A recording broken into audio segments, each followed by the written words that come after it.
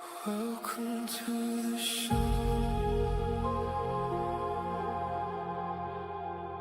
Against my better judgment, hit the like, smash subscribe.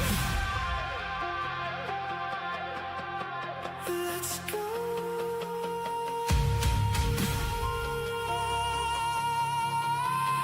Let's go. Welcome to the show. Let's go, let's go, let's go.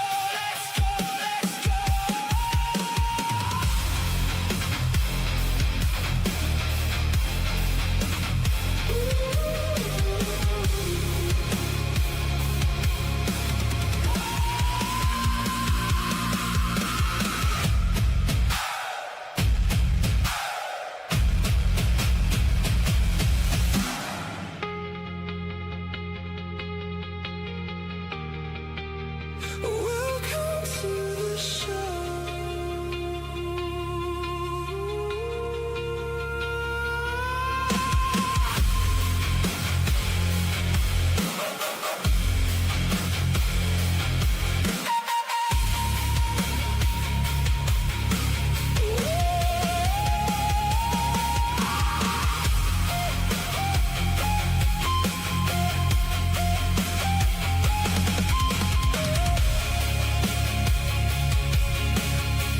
Against my better judgment, hit the like, smash subscribe.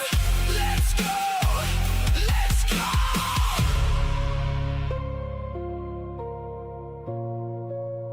Welcome to the show. Let's go, let's go, let's go.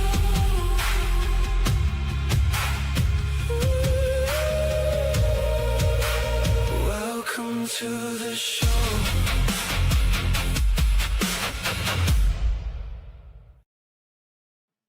Bitch.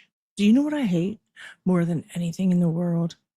It's a friend that you no longer talk to being a backstabbing skeezer. Okay. That's what I can't stand more than anything. All right. Look, if I'm your friend, even if we decide not to be friends, even if we get in a huge fight and I hate your guts, I'm still never going to spill your secrets that you told me when we were friends. Because at that point in time, we were friends. And I cherish that, even if we're no longer friends. Evidently, though, poor Tucker Carlson, he has friends like that. He has backstabbing skeezer ass friends. Okay. And what if I told you that according to one of Tucker Carlson's alleged ex-friends, I'm going to say alleged because this guy doesn't sound like a friend to me at all. And he probably never was, allegedly, according to my opinion. He's spilling Tucker's secrets. Okay. So I brought my cup of tea with me because we're about to spill some tea. So, yeah, I guess Tucker's ex-friend went and wrote an article for the Daily Mail. And he's saying that Tucker once told him about being attacked in his bed by something that left him gasping for air, scratched and bleeding. And that this alleged punk-ass ex-friend, he's now going public saying that he introduced Tucker to a trained exorcist who warned that he was in grave danger. Only for Tucker to he totally reject this help and called it witchcraft, according to the alleged ex-friend, punk ass ex-friend. Okay. He's not really a nice person if he's out here writing this article, in my opinion, allegedly. I think I have my shirt on today, in my opinion, allegedly. And what if I told you that the same ex-friend now claims that the demonic pressure on Tucker Carlson never left, and that's the real force behind the sharp turn in Tucker's guests, his new guests that he's been having on, his new rhetoric, and that Tucker's actually living out a modern version of the movie The Witch. Yeah. We're going to check out Rod Dreher's, I guess that's how you pronounce his name, his Daily Mail article, and we're going to discuss this wacko-ish. Okay, so let's just get right into it. Let me say hello to all of you. Oh my gosh, you're all looking so gorgeous today. Hey, how are you, Kathy? Welcome in. First one here. Gorgeous. I love it. AC is here. All right. Hey, y'all. Why do I not believe that this is true? Exactly. When you hear something from an ex-friend that's like now telling secrets, we're going to spill the tea because it's tea and I love it. I love all the gossip.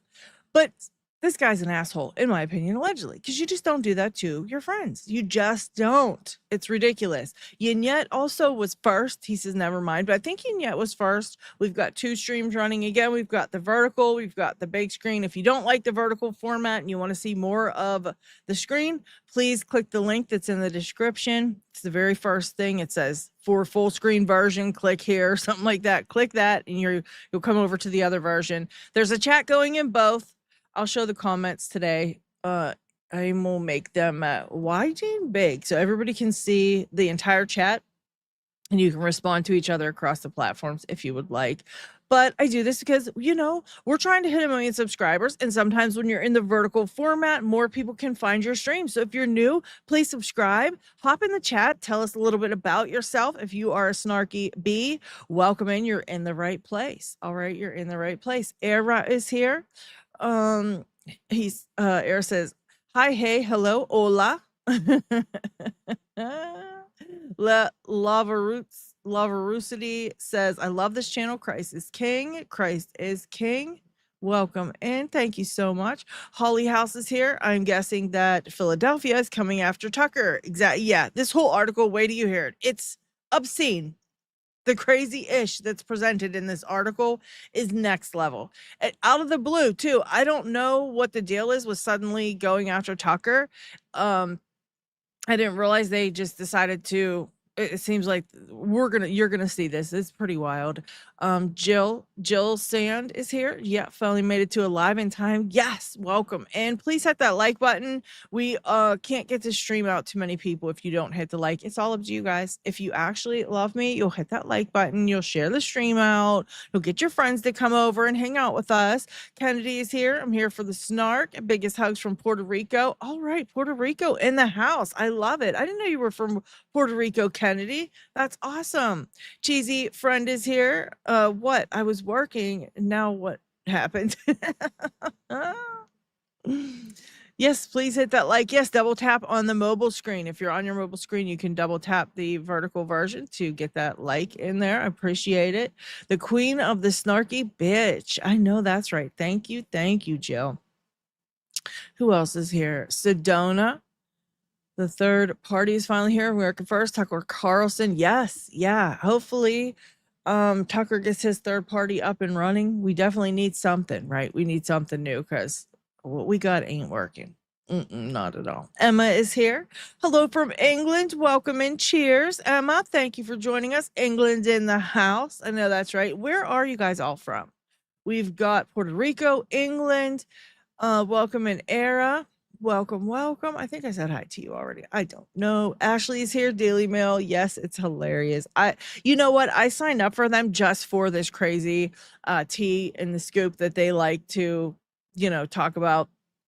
Also, there's a little article in there about, what the hell's her name? Blake Lively and Taylor Swift and the threats that were going back and forth. We can look at that one too if you guys want. We'll check it out after this. Tammy is here. Welcome in, Tammy. Salty Boo Boo is here.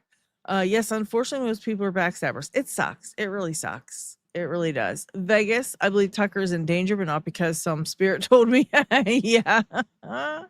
Tucker Carlson has been on fire lately as much as Candace. Yes, we need a third party for sure. Yes.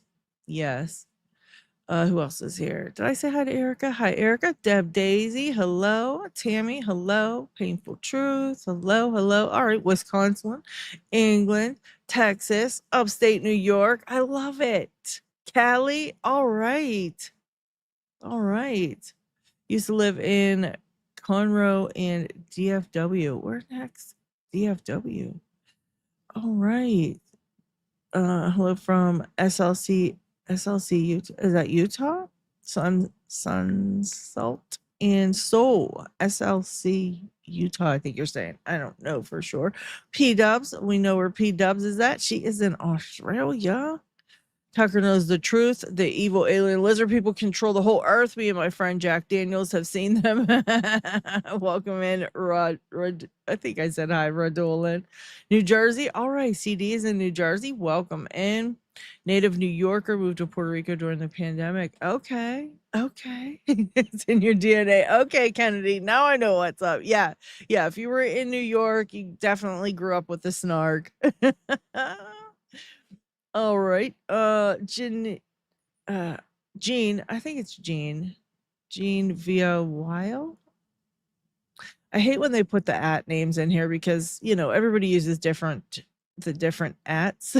It's not really their channel name, what they really wanted their channel name to be. So they really messed this up with this. Welcome in Dallas, Fort Worth. All right. From the creeks and woodlands of Missouri. Welcome in Fairy Frequency. All right. Missouri in the house. Arena. Hi there. So happy to catch you live. Thank you. Okay, Dallas. Oh, Dallas, Fort Worth. Okay, okay. Thank you, Ashley. I couldn't think of it. Oh, thank you. Thank you. All right, Jersey, Melbourne, Florida. We got people from everywhere. Welcome in, guys. I love it. Metroplex or Metro Mess. Yes, Salt Lake City, Utah. Okay, okay. G'day, P Dubs. Yes, good day, good day. Colorful, cool Colorado. I think Colorado would be beautiful. Is it beautiful there? I always imagine it's gorgeous there. And I went to Puerto Rico one time. It was absolutely stunning. I don't blame you for moving there. Is it cheaper than America there? I mean, I think everywhere is at this point, but I wonder if Puerto Rico is cheaper than America. Yes, Jersey, paranoid Appalachian. Thank you, Painful Truth, for the $3 super sticker. I appreciate that. Thank you so very much. Okay. All right. Salt Lake City. Right. CD says, love your channel personality. Thank you. Indiana, Tammy, welcome in. Welcome in. Wow. 9,100 elevation. Woo. Woo. All right. Okay, definitely cheaper than New York City. Yeah, I think everywhere's cheaper than New York City. I just wonder if it's cheaper than America in general, because we're going through it over here. We really are. I mean, according to Blake Neff, who doesn't buy groceries ever allegedly because his mom buys them all, he says stuff isn't even more expensive than it was. Like, get out of here. You're all stupid. Like, oh my God. Illinois. All right. From your local penitentiary. All right, all right. Thank you, Painful Truth. Thank you. Thank you. Yeah, so crazy-ish. Yes, Stephen, welcome in. Happy Saturday to you as well. Thank you for joining us. Welcome in, everybody. So yeah, we've got a little bit of a article to look at here. Oops, stupid ass thing. Hang on. Okay, let me get back to it because it blanked it out. There we go. Okay. Oh, I'm going to have to move the comments for just a moment while we read the article so this doesn't interfere with you guys. You might get annoyed with this. Let me go up and turn these off for a moment. All right. So yeah, this is pretty wild, guys. So I got the email from the Daily Mail and I clicked in to see what the tea was, what's the scoop, because I just like all that stuff. And yeah, I found this. Tucker Carlson was my friend until he started promoting a perverted troll. And I thought when they said this, he meant like Blake Neff, because remember he gave Blake Neff that I don't know, whatever you want to call it, to get into Turning Point USA. He gave him like the approval or whatever. So I thought that's the perverted troll that this guy meant, but evidently it isn't. So he says, so now I'm revealing his disturbing secret. See our private text. I mean, what a friend. What an amazing friend, right? He started promoting somebody that this person evidently doesn't like. And so now he's like, I'm going to tell his darkest secret and show our private text messages. Keep that in mind, people, when, you think you have a friend, because these people are just out here terrible. Terrible. I mean, I won't want people showing my text messages. God knows what I've texted. Oh my gosh, I can't even imagine the horrendous things I've texted over the years. Ooh, oh my goodness. But here's the thing, guys. I mean, these people do this. Stuff happens in the past. They move on. they better their lives and things like that. I'm not holding people's past. I don't hold people's past against them like that. So, anyways, in the late fall of 2024, Tucker announced to the public that he had been attacked in his bed by a demon that left him unable to breathe, as well as scratched and bleeding. Lots of people laughed. I did not, because I believed him, and I still do. In April of 2023, Carlson, then a friend and host of the most popular cable news show in America, reached out to me with a problem, knowing that I a practicing Orthodox Christian, believe in demons and had written about the work of exorcists. Carlson told me about the demonic attack. He recently credited an evangelical colleague of his with connecting him to an Orthodox priest to deal with the matter. In fact, I was the one who made that introduction. The priest is my confessor and a trained exorcist. He brought in a Catholic exorcist to help him counsel Carlson. I wasn't privy to all of the conversations the priests had with Tucker, but they didn't get very far. Shortly after I made the introduction, Tucker texted to thank me, but to say that their work seemed like witchcraft to him and that he would be fine simply reading the Bible alone. At this point, after this polite rebuff, the Catholic priest of the exorcist team told me that Carlson was in grave danger, guys, and that he had no idea of the power of what he was dealing with. So the exorcist team, I guess, did a little review of Tucker, and they were like, "Oh my goodness. I mean, you're in grave danger. You have no idea of the power that you're dealing with. This is wild." So, anyways, he says he's been writing about the occult off and on since 1992 when I witnessed an exorcist and his prayer team cast evil spirits out of a haunted house near New Orleans. In that session, I saw a large woman lifted up and thrown backwards over a chair. He says a large woman, like a big girl. Like, was she thick? Was she a thick girl? That's what I say. I'm thick. I'm a thick girl. Okay. So yeah, I guess he had to make sure to tell us like she was a chubby, right? If you talk at length with exorcists about their work, demonic reality becomes impossible to deny. Sometimes they enter into your own life or the lives of people you know. Now, listen, I totally believe in that kind of stuff, right? That could be possible. Tucker may have been attacked by a demon in his bed and scratched and things like that. I never ever like scoff at these types of stories because we just don't know what's out there, right? We just don't. And you see people, I mean, look what just happened with Perez Hilton. I mean, to me, that seems like some type of demonic attack, if you want my honest opinion. Seems like some type of demonic attack. And, yeah, so if Tucker thinks he was attacked, I believe him. They're kind of just putting pictures here now, and he told Megyn Kelly that he was clawed and bloodied by a demon here in 2023. And he recently credited an evangelical colleague with connecting him to the Orthodox priest, and he was the one who made the connection. This is a picture of Rod Dreher. He is the friend, the ex-friend, alleged. He's the ex-alleged friend, okay? Because this isn't a friend. If you're coming out here and writing this whole article, you're not a friend. You're not an ex-friend. You're a complete and total D-bag who may himself be possessed allegedly, right? Because this is something a demonic, evil, possessed person would do. Come out here and spill somebody else's deepest, darkest secrets and write all this nonsense and try to get everybody to believe it, And we'll decide what we want to believe out of this article, if anything. I mean, I believe Tucker says he felt like he was attacked by demons, and so I believe him. If that's what he thought and that's what happened, then I believe him. Now, I don't know why he would rebuff the priests wanting to do an exorcism and call it witchcraft. That's a bit strange. Unless, I mean, we hear stories about, pastors and priests that might not be what they say. So who knows? Maybe he encountered something like that. Maybe he didn't trust the priest that you sent his way. Obviously, this dude is some kind of jerk, or he wouldn't be writing this article. So if he recommended a priest to me, I'd probably now be thinking twice about that priest myself, right? You just never know. So now he's going to, promote his book a little bit.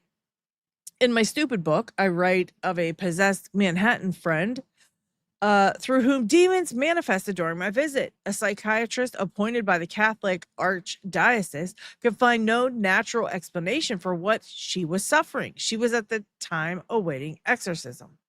Eventually, my friend, a faithful Catholic, was freed from the demons which entered her life through occultist grandparents. Occultist grandparents, guys. So, okay, let me get this straight. They were practicing witchcraft or something. What's up, everybody? I've got 198 people here. Let's all hit that like button, comment in the chat, throw up some hearts or laughing emojis or whatever the hell those things are on the side there. Let's get some action over in the chat. Let's see if we can get 300 people in here today. It's all on you guys. It's all on you guys. So, moving past this, in Rome of 2023, for Pope Benedict the what's XVI 10/16th funeral, the metal desk chair in my hotel room collapsed into a twisted heap as I stood nearby tying my scarf. Okay, so he was at the funeral. There was a metal desk chair in his hotel room and it collapsed into a twisted heap as he was tying his scarf. It was a new chair with nothing resting on it. Later, recounting the strange story over lunch with two journalist friends, the unoccupied chair at our table flipped over backwards. After the meal, I texted a Vatican exorcist friend to get his take. The priest replied, "That's just the enemy, letting you know he's watching you." Ah, okay. So now we get a little bit more insight into the enemy, right? We hear Erica Kirk talking about the enemy. We heard these guys talking about the enemy. And yeah, I guess it's Satan, right? So this is just, I guess, Satan hanging out, watching people like eat their lunch and stuff like that, like tie their ties and eat their lunch, because I guess Satan really is, he must not have had much to do that day. I don't know. He said, I spoke no more to Carlson about his scary 2023 attack. Later that spring, he parted ways with Fox News. In December, Carlson launched his own online podcast network. After some time, Carlson's long-form interviews began turning thematically darker and edgier. For example, in September of 2024, Carlson hosted Daryl Cooper, whom he described as the most important popular historian working in the United States today. On that broadcast, Cooper, who has no historical training, denounced Winston Churchill as the true villain of World War II. He characterized the Holocaust not as the planned extermination of European Philadelphians, but as an accident of poor, planning. I didn't watch that. I don't know. I mean, I guess that's probably what happened, right? I don't think he would lie about that in the article, but I mean, that's his guest. It's not Tucker saying this stuff. This is somebody he has on his show, right? And this is the thing that we've been noticing. It's like other people want to control these people's platforms, right? They get a big platform and they get going, they start doing well, and then other people think they can come in and tell them who they should have guests, right? Look at Charlie Kirk. They were bitching about him having Candace Owens and Tucker Carlson, and now you see this guy here bitching about Tucker Carlson's guests on his own damn show just because the guy's talking about Winston Churchill. Like, seriously, you're mad because he denounced Winston Churchill as the true villain of World War II? Are you serious? You're angry about that? And it wasn't even Tucker, right? It was Tucker's guest. Oh my goodness. So anyways, he said since then, Tucker, who denies being anti-Semitic, has hosted ever more openly anti-Philadelphian figures, troubled by his trajectory, but trying to be loyal. And that's hilarious. That's hilarious. Trying to be loyal. I decided that if he hosted the you-know-who loving, denying Gen Z live streamer Nick Fuentes, I would have to speak out. So if he hosted Nick Fuentes, that was it. So that's who he means, I guess, by the troll. That troll he said at the beginning. Okay, so you are just a friend of Tucker's. Imagine the audacity. Imagine the absolute audacity. You're a friend of Tucker's, right? You've been rocking with him for years. He had a serious episode where he thought, he'd gotten attacked by a demon in his sleep. He reaches out, you give him a priest. I mean, you're his good friend. And so, Tucker's minding his own business, doing his own show, right? Living his own life, which he is entitled to, because in case you forgot, this is America. Okay. You don't run a show. You're just a friend. Like, you're just a buddy of his. And imagine you're like, you know what? Since you hosted Nick Fuentes on your show, I'm going to spill all your secrets and tell the world everything about you that you don't want them to know. You know what I say to this kind of shit, don't you? You know what I'm about to say. You guys know it's coming, right?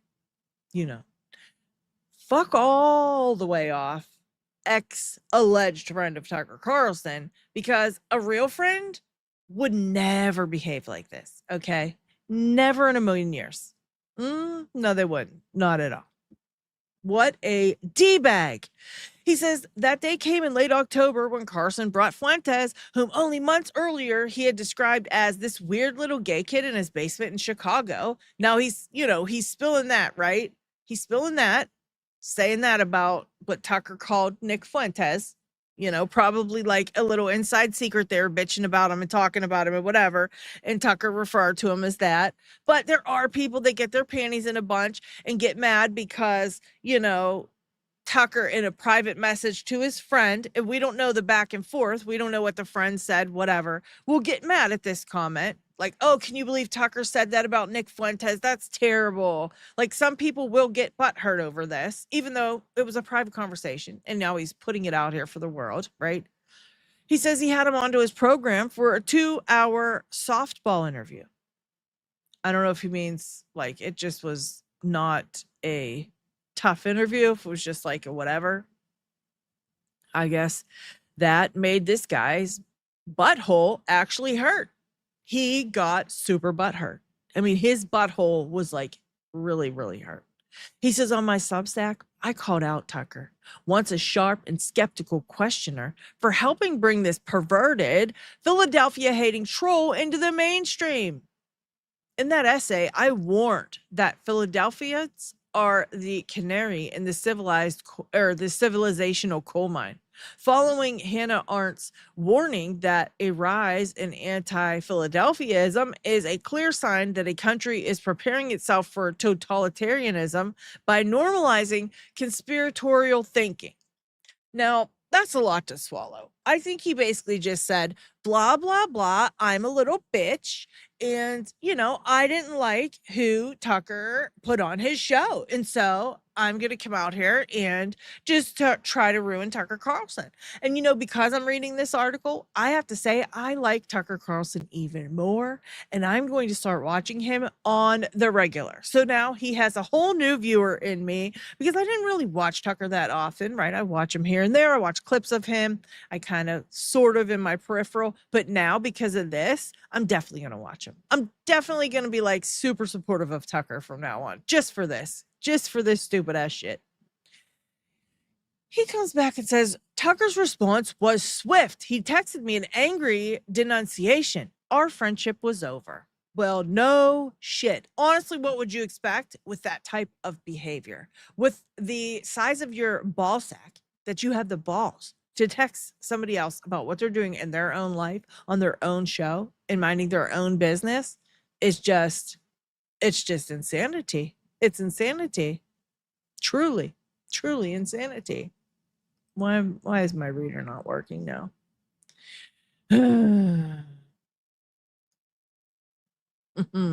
Sorry, guys. I had the reader on. Truly insanity, right?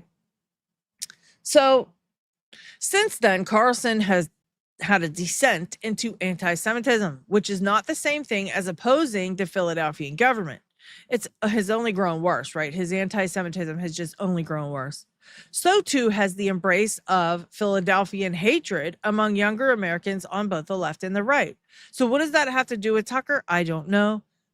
He says a month later, I watched a clip of Tucker, a clip of a Tucker exchange in which he discussed the spooky shit in the woods here behind his main house. Carlson discusses feeling the presence of evil spirits when he goes hunting there. He cites local legends about the area as being haunted and spiritually dangerous. Now, I don't know. Did you guys see that at all? Let me look. I got to move this to see my comment section because I can't see you guys in the comments. As soon as I do this, my article disappears. Let me make this smaller, maybe. Let me go down here.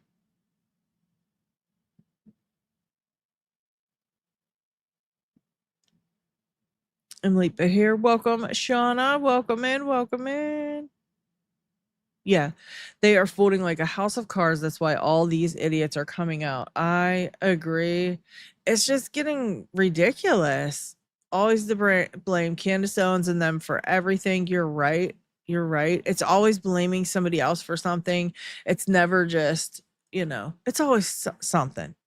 So it's just showing a picture of Tucker, right, saying that he has repeated his account of the demon attack multiple times. Picture Carlson recounting his experience. It's right here. He's recounting his demon attack, and then here with him and Nick Fuentes, and this guy's like, I decided that if he hosted Nick on his show, I would have to speak out. I would just have to speak out.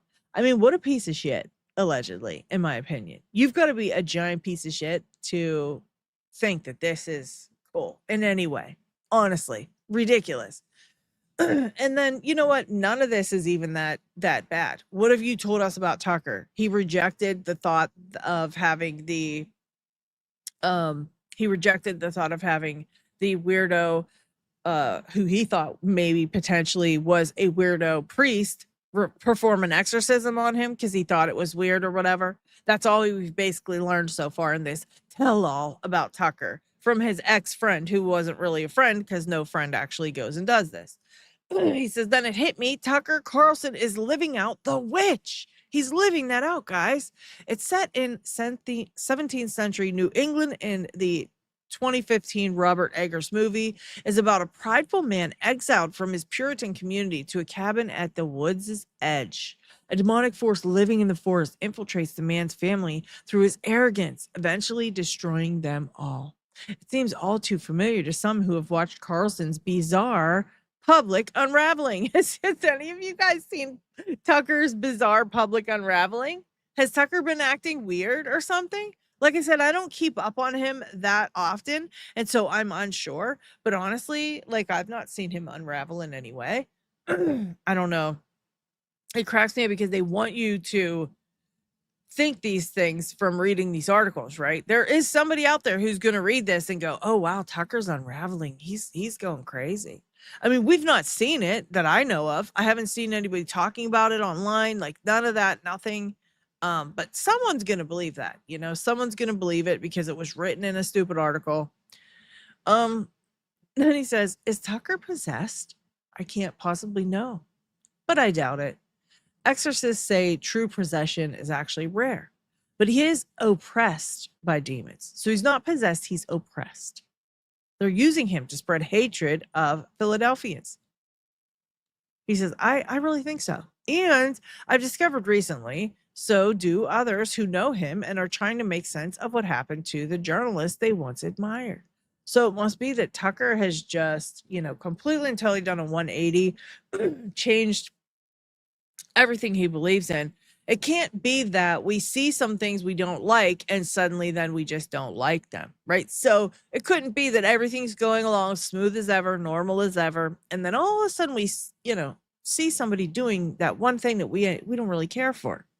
And we start going, I don't really care for that.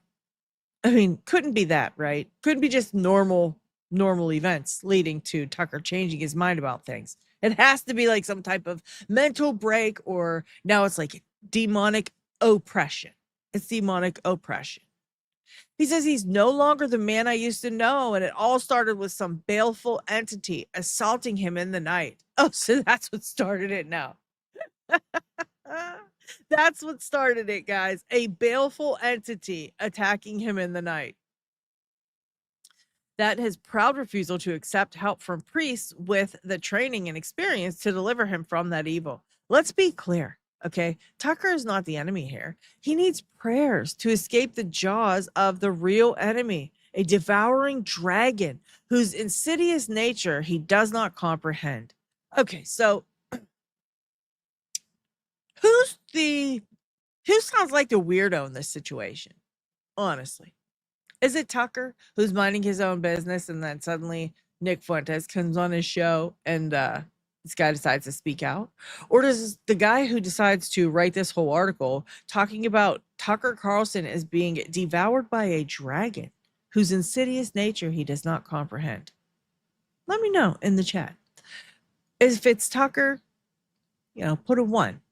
If it's the friend who sounds like a loon, put a 2. The Daily Mail offered representatives of Tucker an opportunity to comment on this article, and they did not receive a response. Rod Dreher writes this daily newsletter, Rod Dreher's Diary, and is author of the forthcoming book, Stupid Book. So I'm not going to promote it because this guy is a D-bag. All right, total D-bag. Total D-bag. Okay, let's see what you guys are saying. Demons are real. Non-believers are going to FAFO. Wait, what's FAFO? Am I too old for that? Yeah, I'm too old for that. I don't know what that is. Okay, 2. Yep, 2. I've had evil attack in the middle of the night. That's why she's an ex-wife. Look, I believe in this stuff. I totally believe in this stuff. And yeah, maybe Tucker was attacked, but I don't think his behavior is due to a demonic attack in the middle of the night a few years ago, all because he refused this guy's priest, right? He's like, no, it's because he refused my priest, I guess. I guess if he would have allowed this priest to perform a creepy exorcism on him, even though he wasn't possessed, right? We just found out he wasn't actually possessed. He's oppressed. Aja says, I'm behind. Welcome in, Aja. Oh, fuck around and find out. Of course that's what it is. Dang it. I didn't even realize. Thank you. That is what that is. I had a brain fart there. My bad. Yeah, bringing dragons into this is going too far. Leave the dragons alone. Agreed.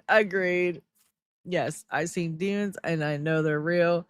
Yes, I mean, I totally believe, Tucker could have had that issue, but I don't think his behavior is attributed to being oppressed by demons. I think that people are just starting to wake up in the world and see things for what they are and get upset with certain things. And then when they get upset with certain things, then they say they're upset with certain things. I don't think it's like this. Yeah, I don't think it's that hard. And I didn't see no text messages. They were like leaked text messages too. There's like text messages. Oh my God. I didn't see those either. But yeah, I found that to be pretty funny. Let's see. So now we're believing secondhand demon attacks that a friend confided in you over. Yeah, exactly.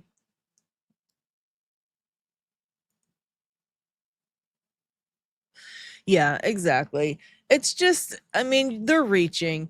And I guess now it's like Tucker is under attack, right? I don't know why all of a sudden it's Tucker. Like, why all of a sudden they're going after Tucker like that. It just, I really don't know. But I find it pretty messed up myself.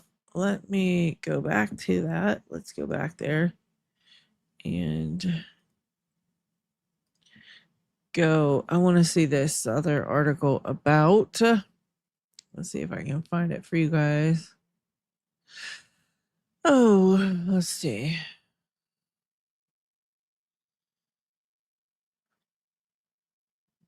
Yeah, do you think it's because Tucker is, or do you just think, do you think Tucker is oppressed by a demon, or do you feel that Tucker is just,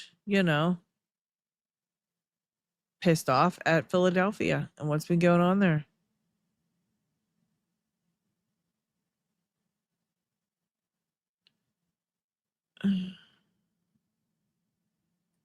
Oh, here's an exclusive. Oh, goodness. Here we go, guys. Here's a good one. Wow. Hang on. Hang on to your hats all. Here's another good one. Why is this small? What the hell? Wait, this isn't the right one. This one is. Yeah, okay. Here's a good one. I helped create Candace Owens. It's my biggest regret. For the first time, I'm spilling her humiliating private confession to me. It tells you everything. Are you guys ready for this? I don't know who the hell wrote this, but whoever it was, they helped create her. They helped create her. I don't know. Is this her dad or her mom writing this? I don't know who else could have helped create her but her father and her mother. I mean, wonder which one it was. I guess let's read on and find out. Let's read on and find out. Let me hide this here.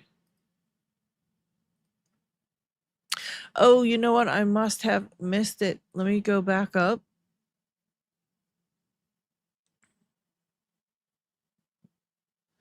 Somebody, because I don't want to lose it.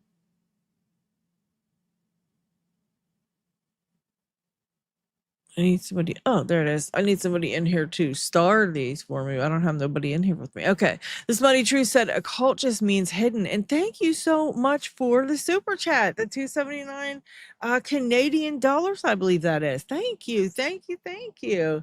Yes, occult just means hidden. Yeah. Yeah, they're trying to blame things on that stuff. And it's just like they just want us to see things that aren't there. They want us to now think Tucker's like he says oppressed, but I think he wants us to think possessed. That's what I think he really wants us to think, after all that. I really do.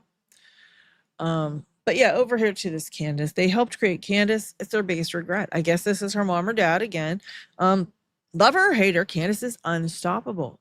So claims the media executive who hired Owens for the last job she had before launching her career as an independent commentator, rivaling the viewership of network news broadcasts with her nearly 6 million YouTube subscribers. I think she's over 6 now at this point. I think she's nearing 7. Okay. We're nearing 1. Speaking of subscribers, please hit that like, please subscribe, please leave me a heart or something over in the chat. Let's get that chat rolling up and get some people in here. But please hit the like. It's very important. I know. I shouldn't have to say it. It's annoying. It's really annoying. So yeah, this is Jeremy Boring. I guess he helped create Candace. I guess he donated some sperm to her mother. I'm not really sure how that works. But yeah, I guess he helped create her. Jeremy Boring, co-founder of the Daily Wire, isn't bragging. In fact, when he speaks about his former employee, it's more of a lament. I'm not the cause of Candace's talent or fame, but I did play a role, Boring says. He tells the Daily Mail in an exclusive interview, I should have been more discerning. The thing about that is, guys, they want that talent for themselves. Right? They want it for themselves. There's no discerning. He loved it. I'm sure he loved that she was super talented and people loved her. I mean, come on. Why would you hire somebody that's not talented and wonderful? Get out here. He says, I think that Candace can be opposed. I think that she must be opposed, but I don't think that she can be defeated. Well, that's good to know. That's good to know. She should be opposed and she must be opposed, but she can't be defeated. I mean, why are you trying to defeat a woman who has nothing to do with you? Literally nothing to do with you at all. She's over here living her life, doing her thing, on to the next. And like you're sitting here talking about her, like you helped create her, like you were part of the sperm that made her. Like, you know what, Jeremy? You really should fuck all the way off because you didn't help create shit unless you donated some sperm and yo ho daddy. Okay? That's the only way. That's the only way. Otherwise, no, not at all.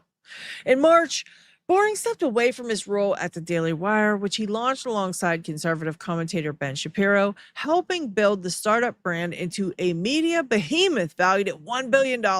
You know what, guys? I think I want to build a media behemoth for $1 billion. How do you go about doing such a thing? Like, what's my first steps here? Like, what's the first steps here? I'm not sure. But he has since focused on creative projects like the production of the fantasy series, The Pendragon Cycle, Rise of the Merlin, but largely stayed out of the public eye. Now, a year later, Boring is wading back into the fray to offer an explanation for his ex employee's seemingly impressionable, arguably unnerving appeal to millions. Wow. I don't even know when this was written. Boring believes that Owens is using, in his estimation, her peerless talent and charisma to satisfy her own craving for celebrity. The truth be damned. Look, she's doing a goddamn podcast, and you need to talk about things on a podcast. And if she's telling a story on a podcast that might not be true on a podcast, she definitely always tells us on her podcast, you know? I mean, this is wild. This is like obsessively crazy, in my opinion, allegedly, right? So she's using her talent and charisma to make herself a celebrity. Okay. Fame is the driving fundamental priority in her life. Once you see it, you can't unsee it. Do you guys think that's the fundamental priority in Candace's life? Fame? And notice this article was connected to the Tucker article, right? They got it like connected right on there. I think it's probably, she's been pretty famous for, pretty much a lot of her life, right? Most of her life at this point. She was working with Charlie. They grew famous like together. She went to the Daily Wire, did her thing. Then she gets in with Charlie, does that thing. Like, she's been pretty famous from the beginning. I think that's just part of her identity at this point. She's just a well-known figure. You can't unknow who Candace Owens is once you know who she is. It's not like she can help being famous at this point. Even if she quit doing everything she's doing right now, people are still going to know who she is. She's still going to be famous. I don't know. I think it's ridiculous to say that that's her main driving force. And even if it is, it's her life. And if she wants to do that, what's wrong with it? Like, literally, is there anything wrong with it? Say that was the driving force behind what she, what she's in here doing. Say that is her driving force. Being famous is her driving force. What's wrong with that? Isn't there celebrities all over the world that they go and they become actors and actresses for that very reason? Isn't there tons of people out here that do that for this very reason? People on TikTok, people all across social media. Like, aren't they all out here, pretty much some of them, a lot of them, doing this to be famous? And so what? So what if it is? Who gives a shit? Anyways, in 2020, Owens was announced as the newest addition to the Daily Wire's growing roster of conservative personalities. At that time, she was already established in the right-wing media ecosystem. Oh, so she was already established. I love how they say he created her, but when they found her, she was already established. Like, bitch, this is the funny thing about the Daily Wire. They always fuck something up like this. Always. Always, always, always. So she already worked with PragerU and as a communications director for Turning Point USA. Her monologues, critical of the public and media responses to the unaliving of George Floyd in 2020 and the subsequent rise of Black Lives Matter movement, grabbed Boring's attention. Okay, that's not strange or anything. That's not weird or anything. Are you serious? Candace has what in Hollywood they call it. She has it, says Boring. And she has the highest quantity of it of any person that I've ever encountered. Like, this is it right here. This is the summary of the whole issue, right? Candace has it. She has the most of it than he's ever seen in any other person. It's like he wants to possess it. He wants it for himself. He wants it. He's like, why does she have it? I want it. This is the kind of person you would see like on the news, in my opinion, allegedly, like trying to get the it out of her. And we would see it all over the news. Like somebody finally snaps and tries to get the it for themselves. And we would see it all over the news. It's creepy. Carlos, we can see you. We can see you, Carlos. You're just there's two streams running. We've got a vertical and a bigger screened stream. So the people on the other stream can't see your comments unless you go over to that one. You can be in that one. And if you want to go on that one, you can head on over. Hold on a second. You can head on over. The link is in the description. All right. So I'm going to send Honey over the link. She's going to hop in and chat with us for a few. Let me find the link here. Yeah, I just find it very strange that I just feel like he's one of these people you would see on the news, right? Wanting to get the it out of Candace. It's creepy. It's creepy. In any interaction, she's the star of the room. She's the center of gravity. This is like something important to say and complete fearlessness about saying it. Holy crap. I never really read this and read into Jeremy saying this kind of stuff. This is wild. Oh my god. This is crazy. Candace has it. She has the highest quantity of it of any person that I've ever encountered. In any interaction, she's the star of the room. She's the center of gravity. Something important to say and a complete fearlessness about saying it. It's a little creepy. It's a little creepy.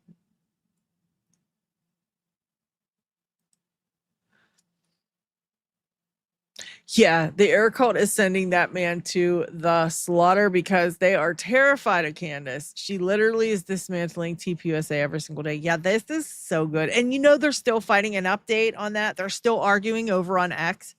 They're still arguing terms over on X.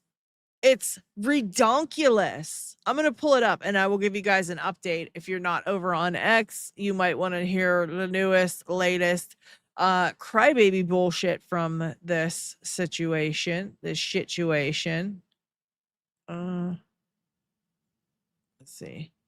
Yeah, now I saved it, but now I don't remember what I saved it under. Hang on here. Let me just search it up. Okay, let me search it up here. And I saved it for you guys. I swear I saved it for you guys. I swear I did. I swear I did. Oh shoot. Okay, hang on. Let me pull in Honey real quick. And then I want to show you guys the update with the Andrew Wilson stuff. Oh, let me do it like, oh, I don't, oh, let me do it like this. Hi, Honey. Welcome in. Hiya. How are you? I'm good. How are Oh, we are pretty good. Yeah, we were discussing the entire stuff with Tucker. The article that I found on Tucker was pretty wild. It was an ex-friend, very creepy, like spilled all the tea on Tucker because Tucker had somebody on his show he didn't like. So what a good friend, right? What an amazing friend. that? So, What is his name? Rod? Rod? I think it was Rob something or other. I can't remember now. I put him out of my mind because he seems like such a jerk. But let me check in on the comments. Yeah, it was pretty ridiculous, girl. And then I found, of course, attached to the article about Tucker is an article that Jeremy Boring, where they interviewed Jeremy Boring about Candace Owens, and the stuff he's saying is pretty creepy. All right, so we checked a little bit about that, but I wanted to show these guys the update on X about this debate stuff because it's absolutely wild. They're still going back and forth. I really don't know that this debate is even going to happen at this point. I don't know either, honestly. Yeah, it's kind so of sort of like I feel like he's gonna back out. I feel like he's gonna back out.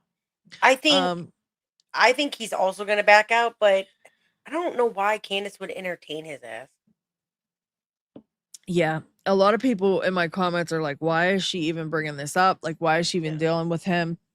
Yeah, I would be like, goodbye, you're weird. Yeah, people think it's a trap, like she's falling into a trap. But you guys got to remember, this is Candace we're talking about. She doesn't easily get fooled, and I don't think she's falling into a trap. I think she knows exactly what she's doing. I think that's why she upped that offer to 500,000 because she wanted to see how bad he wanted it, how bad this guy wanted to,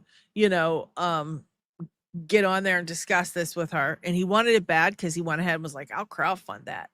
And, Candace is like, no, we're not doing that. You're not ripping off the public to come and talk to me. We'll make it the original 300K.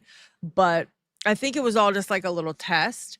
And even when they're talking this out, trying to figure out the terms, he is whining and trying to set like all these weird limits and terms, and it's very strange. But I don't think she's falling into a trap. I think she's sick and tired of just presenting this information on her show. I think she wants to go head to head with somebody to be able to question, like, to show everyone, because people are following him, right? He actually has a pretty big following. He does. And so I think that's to make a little more people see. She wants to just rip him to shreds so his entire audience can see it happen and basically see her point of view. I think that's my opinion. I don't know for sure, but I really think she just wants a target at this point. She's tired of like not having anyone at TPUSA to come forward. It's ridiculous. Right. That's the part that I definitely agree with, because I think that ultimately I'm actually surprised, side note, that I thought she was going to say that she is going to require either Blake, Andrew, or Erica to be at the debate. I was like, oh, snap, she's going to lay it on. But then she was like, just to appear. And I'm like, no, Candace, you need to go all in. You need to be like, no, I want she dropped that point. $500,000. She dropped that point now. She's like, I don't even care about that, which I didn't understand because she said that was her most important. But the thing about Candace is what she says is not necessarily what she means when she's dealing with scumbags, right? She's not going to give away her hand. So when she said, and this is the most important thing, I want Turning Point to claim you. I don't think that was the most important thing, because she wouldn't have said it was the most important thing. I don't think she'd have gave her hand away. So I don't think she cared too much about that point. I think that I think pretty much the world is under an understanding that this dude is connected to TPUSA in some way, whether he only worked for them once or not. He's over there hugging Erica. We see him over there with them. And so basically, I think she didn't care about that point because she knows that we already can put those two together, right? She knows we're putting that together by ourselves. But I think she said that was her most important point so that he could feel like he won something when he said, no, I'm not going to do it. This is like Candace we're talking about. So she's true. You know what I mean? She's this like, is chess, not checkers. Yes. This is chess, not checkers. Exactly. So when he was like, and he's like, I'm not doing that. And then he felt like a big badass, right? Because he got his way, but she didn't really care about that. She just said she cared about it. That's my opinion on that. I don't know if it's true, but I have full faith in Candace. But Kennedy said, like his former business partner, Ben Shapiro, Jeremy Boring is ascribing his own skeezy backroom behaviors onto Candace. They can't imagine how to succeed without greedy backbiting. Allegedly, I agree. Geneva says, totally jelly. Yes. They think her ego stole their ego power. 3X, you're absolutely on the right track, in my opinion, allegedly. Oh my gosh. I agree with that. Okay, Candace Owens says George died from a rug thing, even though the coroner said the cop unalived him. This made her the darling of the right. Okay. We respect Candace and Tucker. They're real ones. Yes, risking their lives every day fighting against these devils. I agree. They all thought they could fill Charlie's shoes and found out how stupid and boring they are. And Andy K thought he was Andrew Cole was so much better looking than Charlie, who because of his beautiful brain was sexy beast. Yes. Yeah, Andrew doesn't compare to Charlie at all, honestly. Andrew is decent looking, but he reminds me of like he's plain. I don't know why, because he is good looking, but he's very plain to me, and he doesn't have that extra pop. When you're plain like that, you've got to have something that pops, and he has nothing that pops. His brain is like slow. He's like, I think he's partially retarded because he fell down the stairs a bunch of times. I could be wrong, but I allegedly think that he's like maybe fell down the steps. Like his mom like rolled him down the stairs multiple, like 15 or 16 bangs of the head.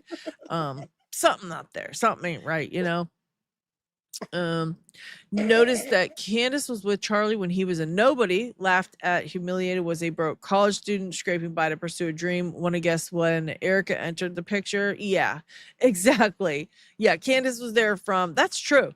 That's true. Candace was there from jump. They were nobodies when they met and wanted to, make change the world and be somebody's, and that's a very good point. That's a friend, that's a friend. Um, I yeah. definitely think there's proof that when Erica came in the picture, things changed a little bit. The people Mhm. around him changed. The money coming in changed. Um, yeah, I think a lot. I think a lot has changed, and uh, I it all kind of leads to her, in my opinion. Yeah.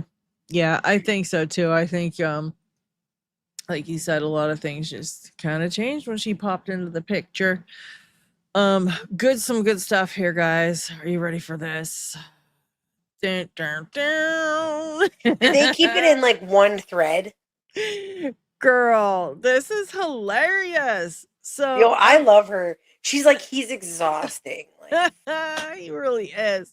So mm-hmm. I don't know when. Let's see when this post was put up. This was on the 7th. So yesterday it's at 10 p.m. He's still talking. Okay, 10 p.m. We did our live stream. I don't even know. It was 3 o'clock. So from 3 o'clock till 10 p.m. he's still going on about this, right? Still bitching and complaining. He probably has even said more than this. But he says all evening the Candace Owens people have been saying she makes no claims and she doesn't have to defend any. Now, listen, you're not in a debate, you douche bag, with the Candace Owens people. You're in a debate with Candace Owens. It doesn't matter Right, what Candace Owens fans are saying to you. You're in a right. debate with Candace Owens herself. If Candace Owens isn't saying that, then what are you over here talking about? This absolutely doesn't matter at all because we're not debating your dumbass. She is. He said, they claim I said there was overwhelming evidence for the prosecution of Robinson, which is true. I said that. So he didn't say that. So I mean to defend it. Wait, go Uh, back up to the first line. Go back up for 1 second. All evening, the Candace Owens people have been saying she makes no claims, so she doesn't have to defend any. yeah. So, which like she makes no claims. Are they saying that like that's weird? He's weird. Well, what was He's going weird. on is he kept wanting her to agree to debate on something. He's like, "Are you going to debate your case? Are you going to debate your case about Tyler Robinson?" Da, da, da. And he kept on that and on that and on that. She just wouldn't answer. She was like, this isn't about the debate. Is for Andrew to debate the overwhelming evidence. Okay. That was what it Okay. was supposed to be about. And she just wouldn't answer that part. She was like ignoring that because she didn't want, obviously, that wasn't part of it. And he kept Yeah. going, well, are you gonna stand up for are you gonna show evidence for your claims? Are you gonna show evidence for your stuff? And she just kept ignoring him. But I I guess the see. people in the audience then jumped Okay. in and was like, Candace hasn't made any claims, so she doesn't need to defend any claims. Like, what are you talking about? Like, what are you even saying right now? And he's Okay. getting all butt hurt because it's Andrew, right? He's over Yeah. here boohooing. That's And how he it's lives his 10. life. Yeah. Yeah, it's like 11 p.m. at that point. So I'm sure he's had a couple drinks, perhaps, maybe, allegedly. I don't know because I'm very, very stupid. I tell you it's all the time. Allegedly, in my opinion, it's all over my Totally boobs dumb. here. Totally Allegedly, stupid. so dumb. Mine So doesn't say that. yeah, everything I say though, allegedly, because I just Oh, don't oh. know anything. Yeah, we Um, know nothing. Yeah. Well, he goes on. He says, however, Candace did make a reverse claim. I don't know what a reverse claim is. All right. She said there is overwhelming evidence Robinson was set up by the feds as a patsy. I mean, she said that. Yeah, there is overwhelming evidence that he was set up. She literally went through like four of the major points to this actual argument on her show the other day. I just watched it yesterday. I missed it the day it came out. So I watched it on Friday. And yes, she did. She said, look, there's all this overwhelming evidence that perhaps Lance was the one involved in this situation, right? Everything she said was huge, huge things. Like Lance has owned the Dremel. Lance's fingerprints were on everything. Lance's dog bed for his furry alter ego was in Tyler's room. That's weird. Yeah, he supposedly found a note, then took a picture of it, then burned it so the evidence would disappear. However, he had a picture of it, like all these things, right? And again, I'm going to say over and over again, if like Tyler had an iPhone, any of his devices that are attached to that phone could have easily sent any text messages that they wanted sent. That's just from the house. Anybody could hack in if they had his password as well, right? Absolutely. And I mean, I don't know about you guys, but I think the feds probably have all our passwords or could get them if they wanted them, right? In some way, shape, or form. And so to me, these text messages, I want to see the device they came from. And that's what I want to see, because I don't know that they came from his cell phone while he was in Orem or wherever the hell he was supposed to be at, right? And where is his phone logs anyways? Where are the phone logs showing that he was at this whole entire time? I can't remember that part.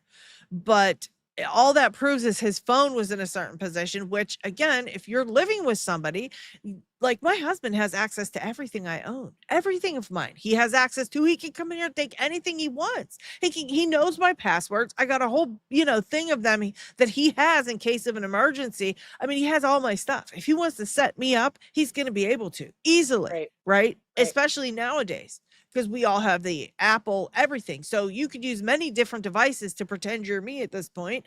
And that's the same thing that could happen to Tyler. And so to me, those messages mean nothing unless I see which device they were sent from.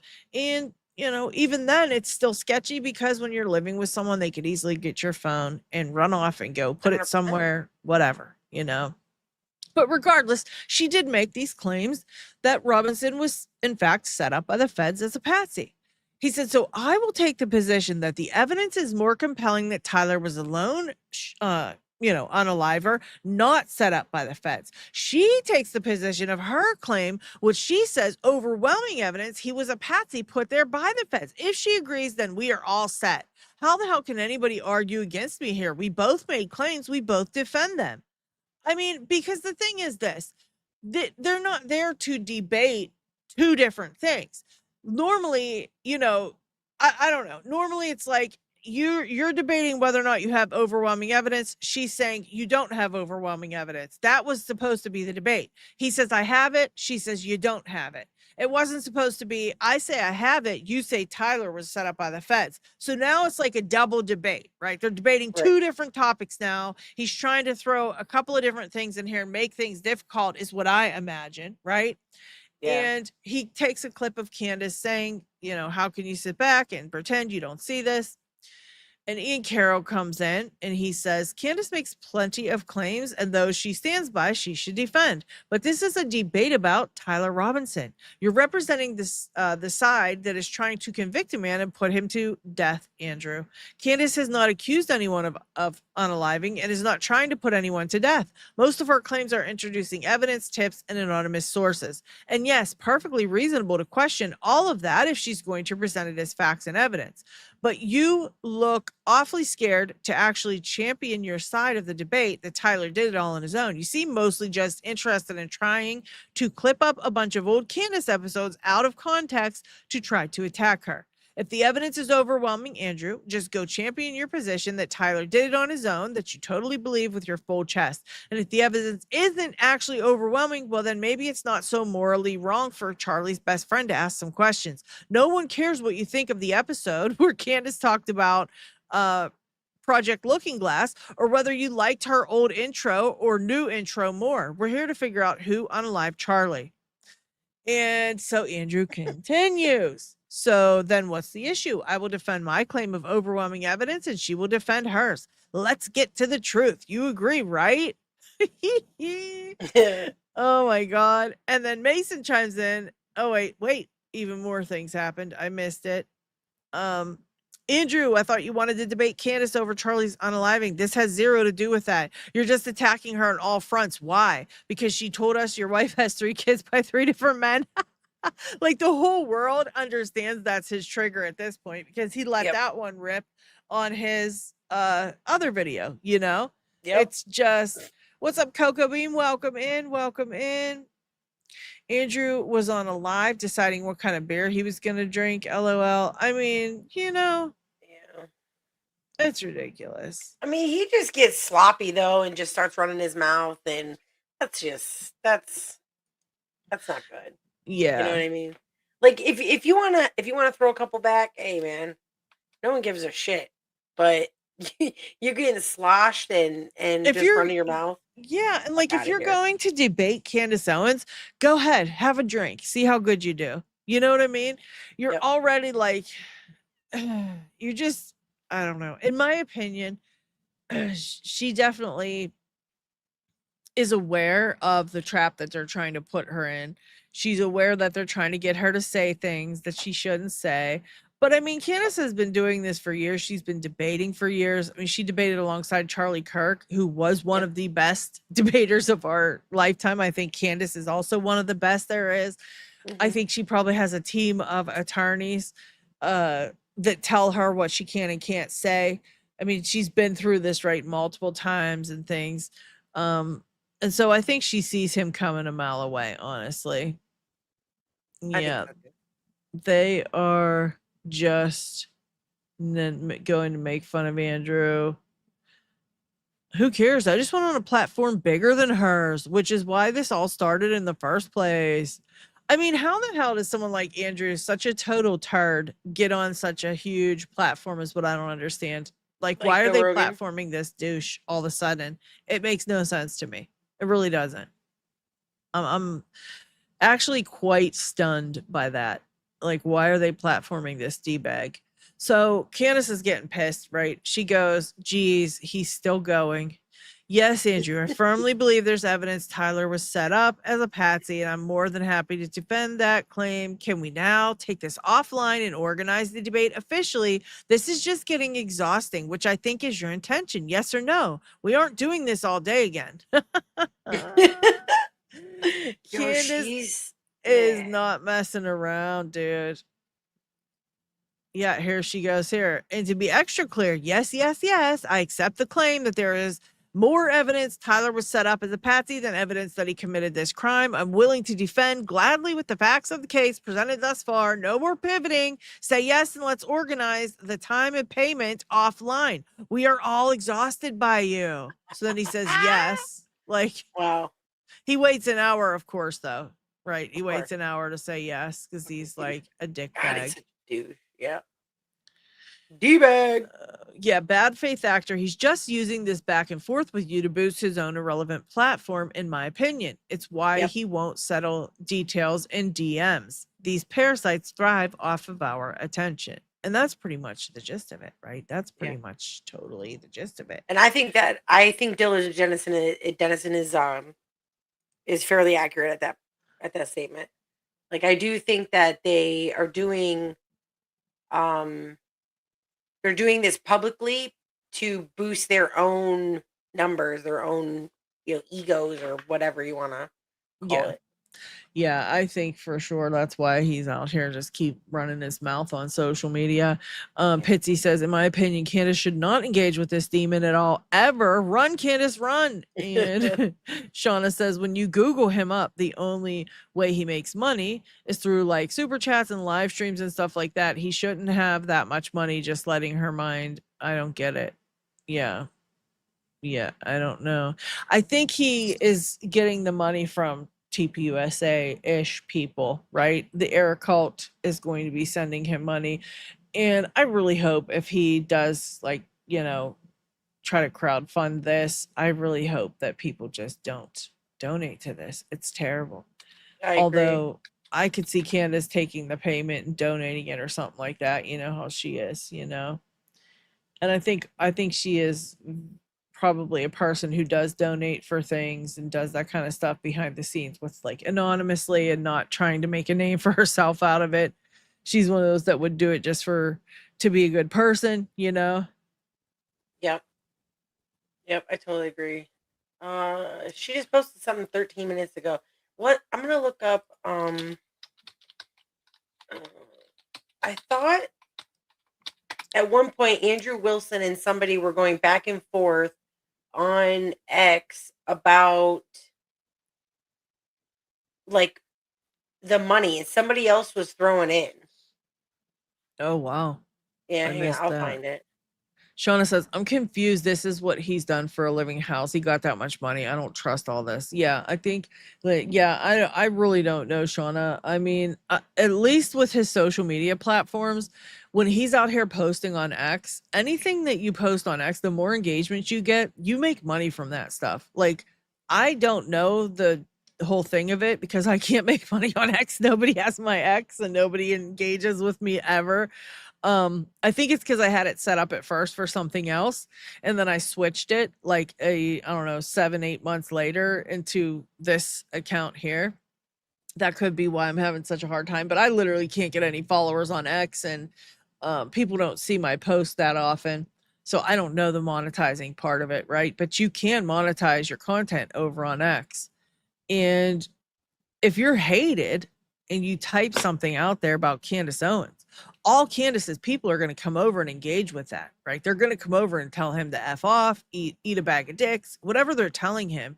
He's making money from that. It's the same thing with Paramount Tactical. He makes 8 to 10 posts a day with Candace, or 6 or something like that every day with Candace, and all of us tell him off. And all that's doing is making him a living. That's Yep. it. We're making him money by telling him off.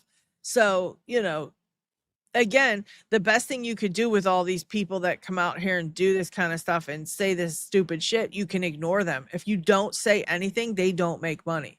And that's the best, like giving them any type of comments, taking your time to read what they say, even that also, the basically X wants people on there as long as possible. So whatever you do to keep people on there, you make money. And reading their content, reading their posts, engaging with it, all that stuff makes them,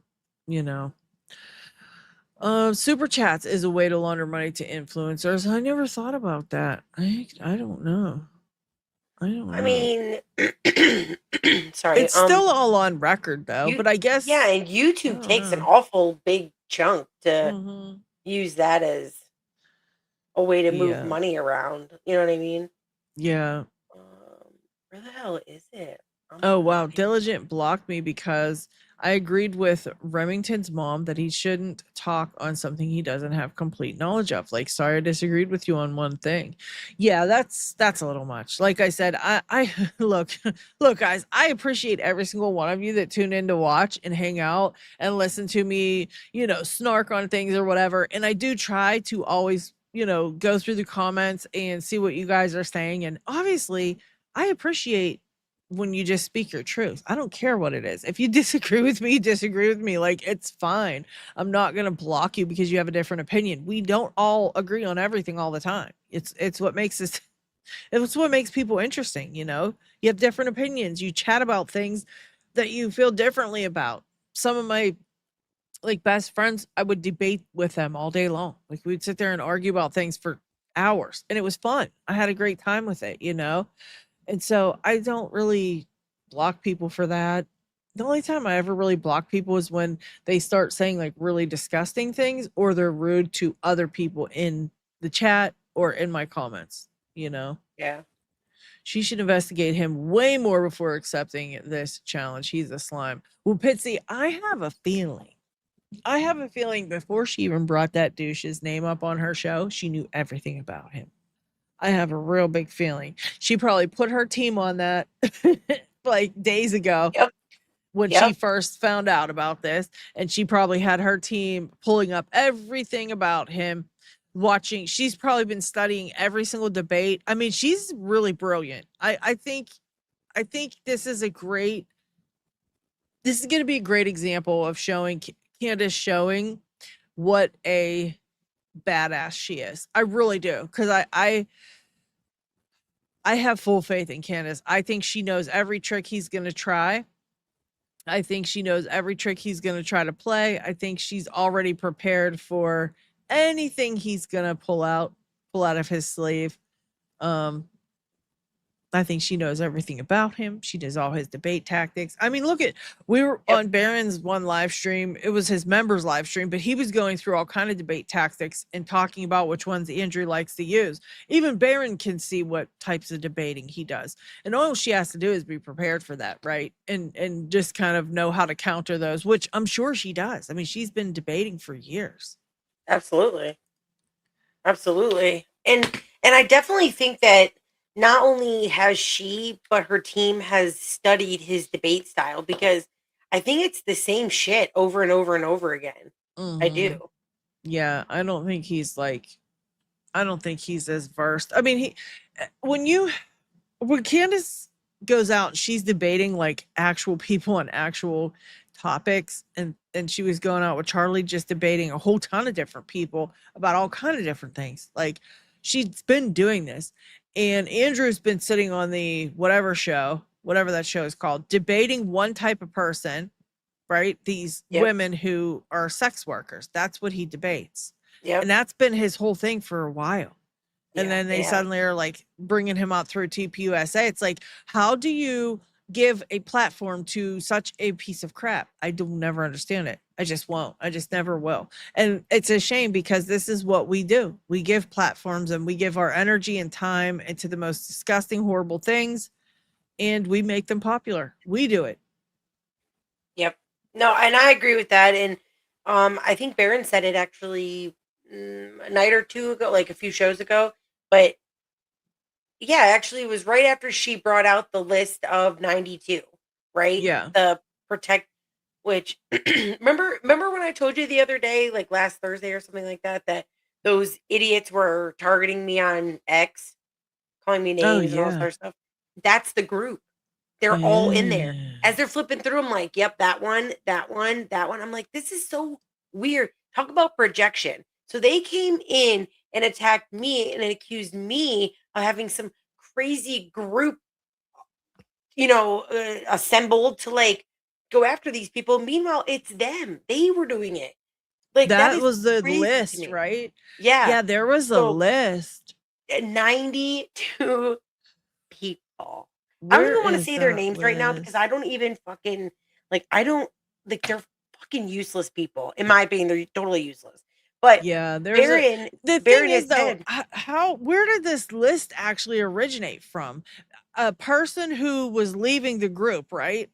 right, Said, so as far as we can tell, the only thing we can prove is there's a group of people that discuss this type of stuff and coordinate certain posts, and I guess you could call them attacks, allegedly, on absolutely. X. They coordinate all their social media to, aim at a certain thing each time. That's really Right. the only thing provable at this point. I don't think they can prove that they're paid, but I mean, No. No, and I you don't know, even know, like, honestly, it's if they're not being paid, then shame on them. Honestly, yeah. because I think there's money out there to grab. But furthermore, like, what the F are you doing? Why? Like, it's obviously targeted attacking, whether you get paid for it or not. Like, a lot of these people, a lot of these people have quite a bit of followers, and each post gets a ton of traction. So they are making a little bit of change on X by doing this, right? Yeah. So maybe they're not getting paid directly to, from anybody, but I mean, they're still getting paid via X. I mean, like, the one idiot has like 500 and some thousand followers.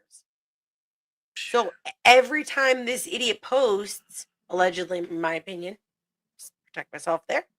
Um, it's every single time it's nasty, and every single time it gains traction and a ton of views and a ton of reposts and all this other shit. So, Yeah, it's like it just exponentially increases with each post that they put out, because they put, people repost it, people repost the reposts, and it's like it can go on and on and on.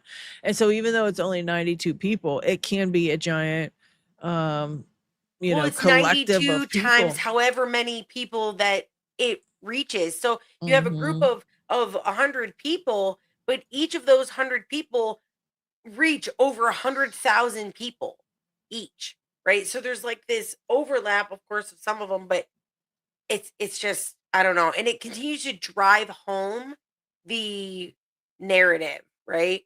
Right. It's just, I don't know. It's very strange.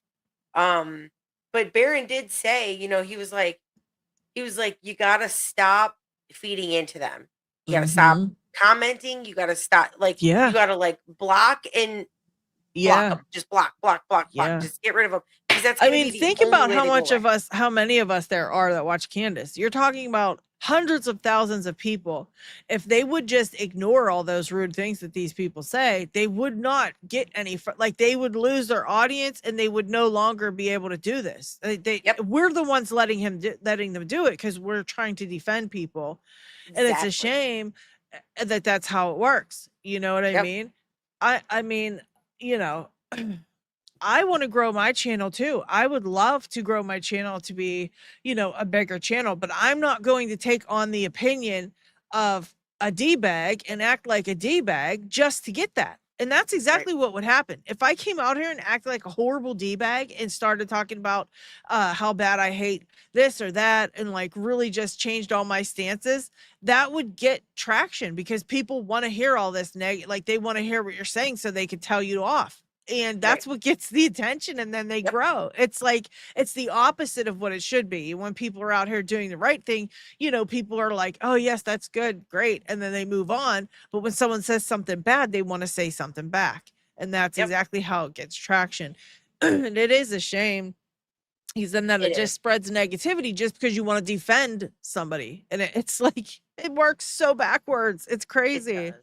It does. And it's I think like for humans, it's like we want to defend the people that we believe, right? And so it's like it's hard to not want to defend them, but Yeah. you're right. I mean, we have to stand our ground, right? We have to stand our ground. We have to fight against that by not encouraging it. Like I thought about this years ago. Like if nobody bought like the tabloids, right? If everybody just stopped buying that shit, eventually would they not go out of business? Yeah.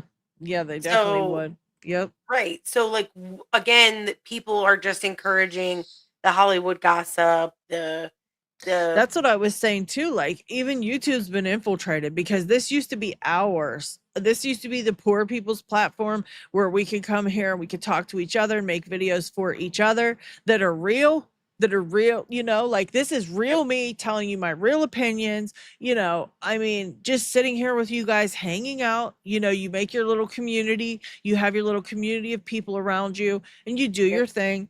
And it was for us because we were sick of Hollywood and sick of all that, the Blake Lively's and all the nastiness, and we didn't want to put our money into that and our views into that anymore. So we made right, YouTube. YouTube right, became the biggest watched platform in 2025, and because it has been that way, now they're infiltrating our domain. They're coming into our shit and paying people to then lie to us. So it's turning right into Hollywood all over again because you've got people out here who are basically paid actors to pretend yep, like they care about this stuff. And, I mean, look at the story we talked about Graham Allen.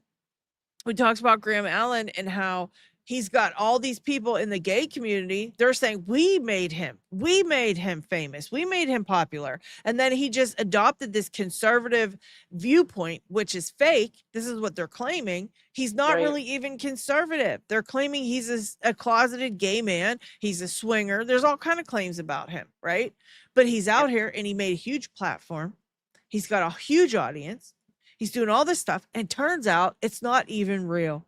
And that's such a shame because we used to be able to trust each other. This was yep, us trusting each other on YouTube. Like we could trust that the person we're watching is actually telling us things. It's so ignorant. It's like now we need a whole new platform.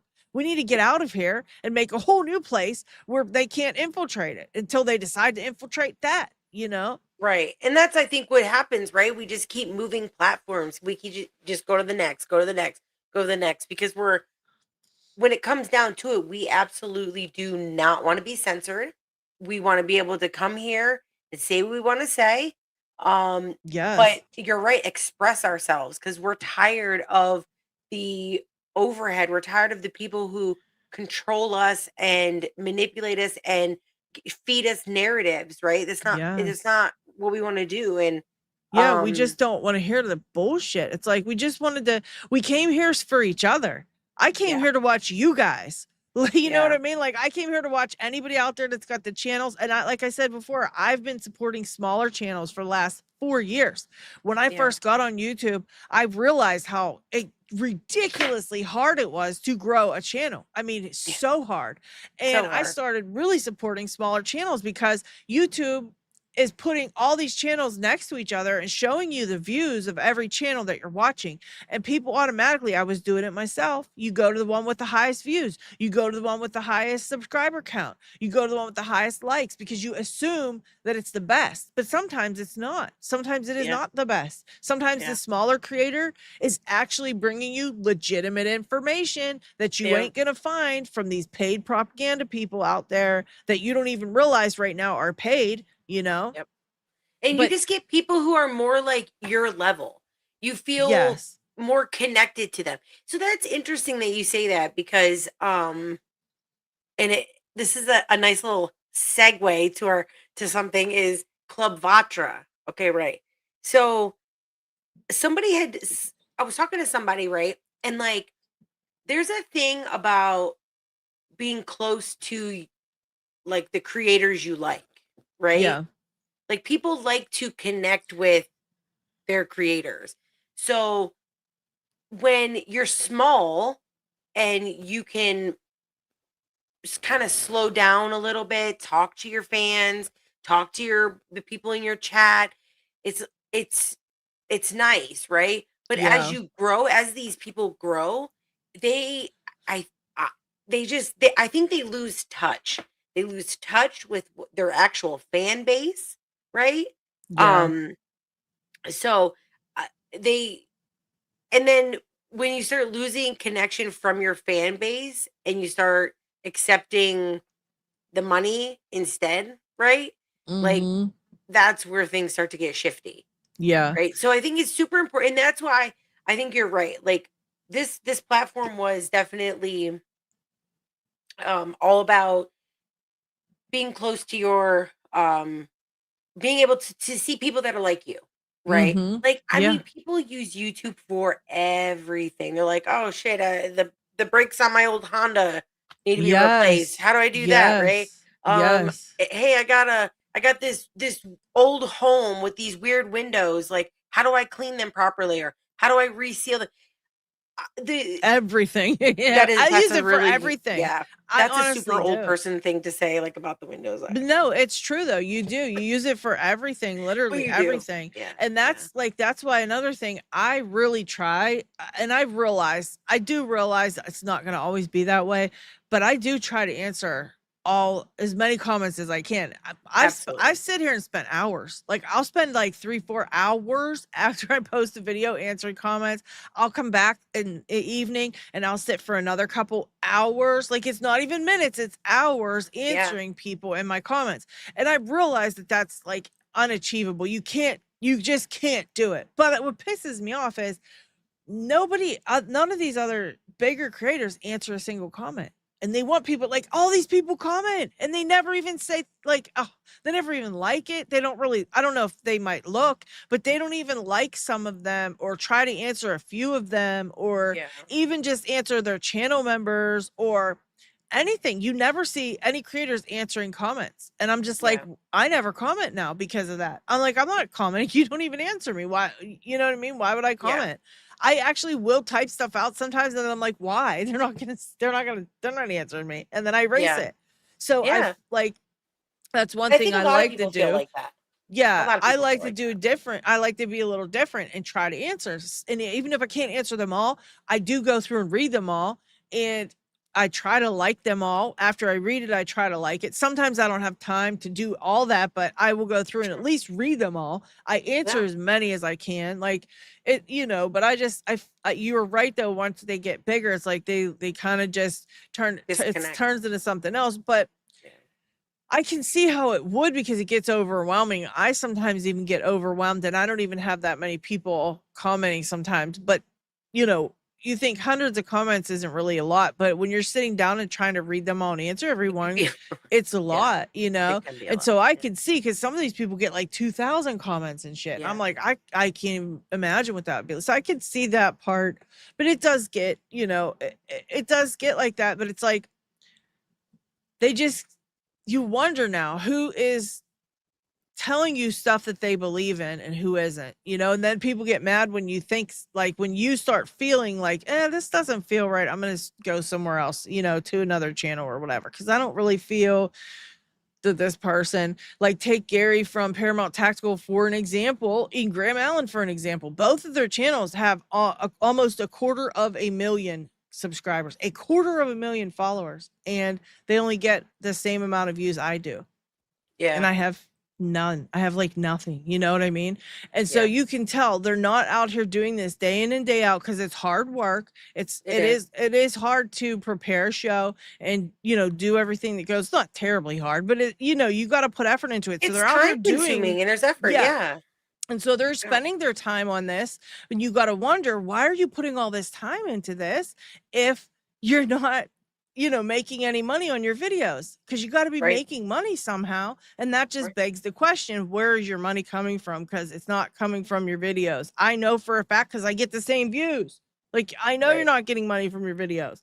Shauna says, I don't even know how to work nothing over on X. I got a page, but I can barely do anything with it. I'm new to this. Girl, me too. I have the worst time over there. I know how nothing works. A genie usually tells me, like, you have to do this or you have to do that or try this and try that.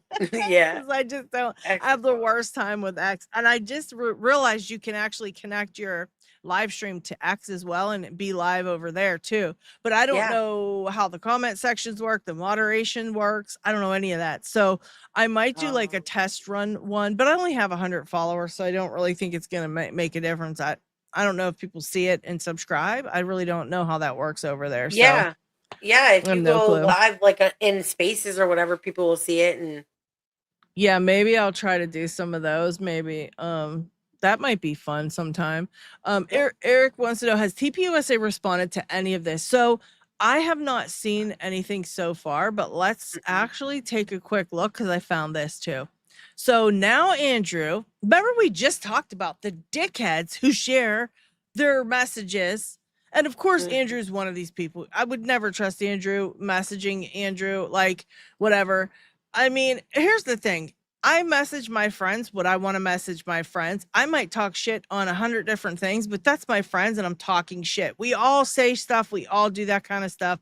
And so if you want to show my text message, you're going to get hurt. You're going to get your feelings hurt because they're going to be rude. I say rude things. I'm a snarky bitch. I mean, it's in my name. What do you expect me to be like? But yeah. just, I mean, I just find this so low class, right? He goes, okay, then bargain struck. And he took a screenshot of his communications with Candace, right? And it looks as though she is, he's saying something like, something then publicly, but I think it's time to act like adults now and work through whatever lingering hangups you may have, which I feel have all been sufficiently addressed. And then somebody, I don't know who's who on here. Let's see. We have agreed to terms you just publicly said you were upset about. There not being a specific topic. I posted one. Let's just stop messing around and agree to the terms publicly. Easy peasy. Your debate claim has been accepted. Send your email address and we will organize time and payment, and you can send me a list of your guest names. What? Just wanting your, oh, maybe this is Candace just warning you our studio. Okay. So the black is Candace. Let's act like adults now, work through whatever hangups you may have, which I feel have all been sufficiently addressed. And he says, we haven't agreed to terms. You just publicly said you were upset about there not being a specific topic. I posted one. Let's not mess around. Easy peasy. Your debate claim has been accepted. Send your email address and we will organize time and payment. And you can send me a list of your guest names. Just warning you, our studio is small, but we will make sure they have enough chairs to sit in the control room, and we will crank up the AC so they are comfortable. And that was like at 6 a.m. Wait, this was at 6 p.m. And then it looks like the next day, then 6 a.m. this morning. Okay, then bargain struck, he says. Oh, look, there's Bossy. I don't see why you need to go in like you're ambushing or going to World War III. Why can't you just do a friendly conversation? She did not unalive anyone, and you guys have an aura of aggression from the get-go. Will this finally fulfill your contract with TPUSA or the potential for future work with them? Don't have a contract. You made it up. I asked a question. Answer it if you wish.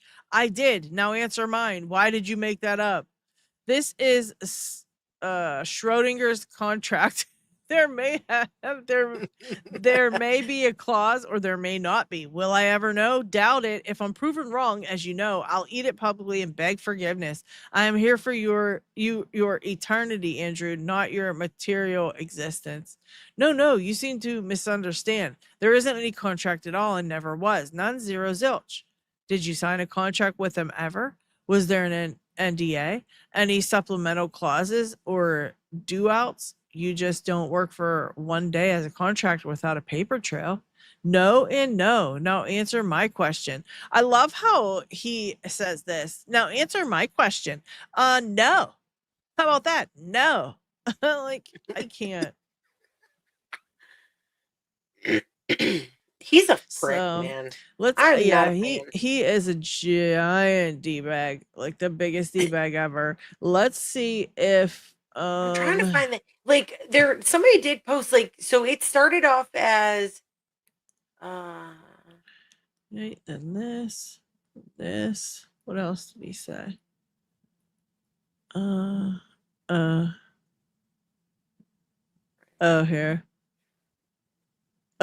Andrew thinks he's gonna win the debate.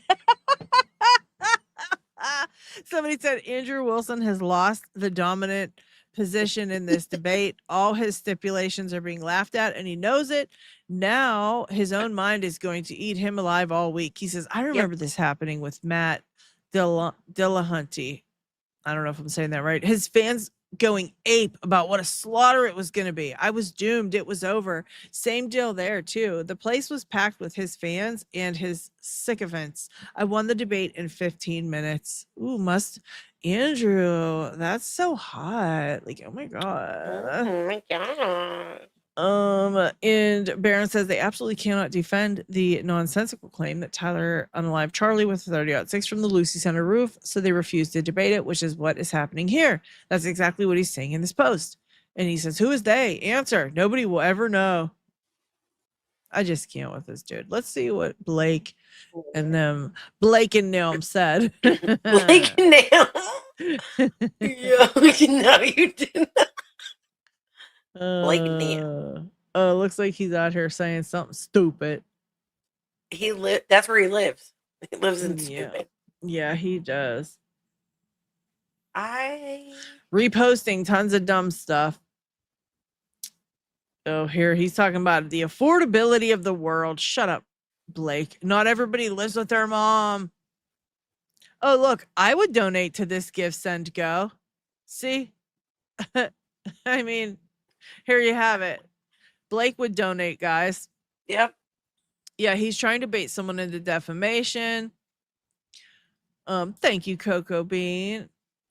Yes, he doesn't need to be at Candace's house doing an interview. We all know who the fuck is. Fuck him, Candace. Don't even bother.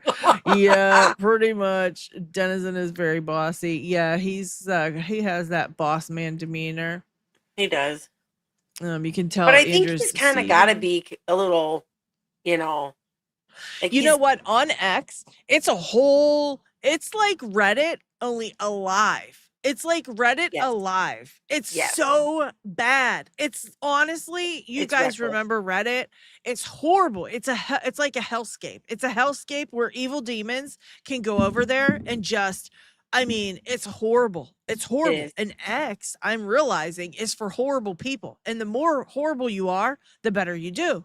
I've realized that, because when I'm over there posting normal things, like I would say, like post on my YouTube or something, Yeah, dude. Nobody sees it. When I say rude things about Blake Neff, everybody sees it and everybody likes it. It's just a place for you to be a horrible person. That's what Yep. X is.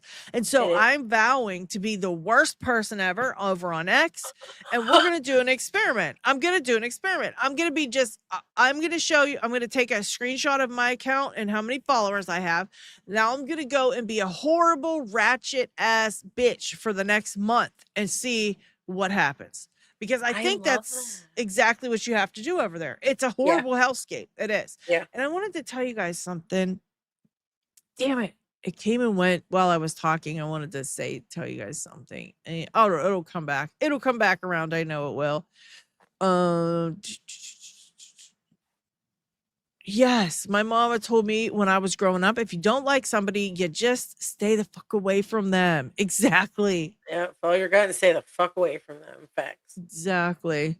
You know what? Maybe Candace will donate that 300,000 to Tyler Robinson's defense team. So I thought that. I That'd thought be that. so good. That I would was be like, oh, so good. yep. I was like, this bitch Taking might. that TPUSA money and donating it to the defense would be hilarious. Or And- she might use it to pay for an expert or something. yes. She slays. I don't give a fuck. Yes. Shauna said, that's right. Said I'm grown and I ain't got no time for this now. Exactly. Literally. I was gonna title that. I was gonna use that title. What the hell was I gonna use? It was something like I ain't got no time for this or something in one of my titles. And then I was like, nah, never mind. I don't know. I try to do good titles for you guys so that you see it and want to check it out. I just don't know how to do those. I suck at that. Andrew Wilson's gross, disgusting entity. Allegedly, I agree with you, LW.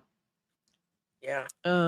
Yeah, he'll probably plant bugs. Oh my God, Tammy. Oh my God, you're so right. Tammy Bradford. Tammy, you're so on point. Have you ever they're like click, click, click, click, putting bugs in the mics and shit? She better sweep his shit for bugs, dude. Oh my God, Tammy, I never thought of that. I never thought. Yo, I love her profile picture too because it's like, I never thought of that. No, that's my man. Yes, that's exactly right, Sarah. Blocking people when you're trying to be like an influencer is stupid. It hinders your ability to get your views and knowledge out when you want more people to see what you have to say. Yeah, you would think. I mean,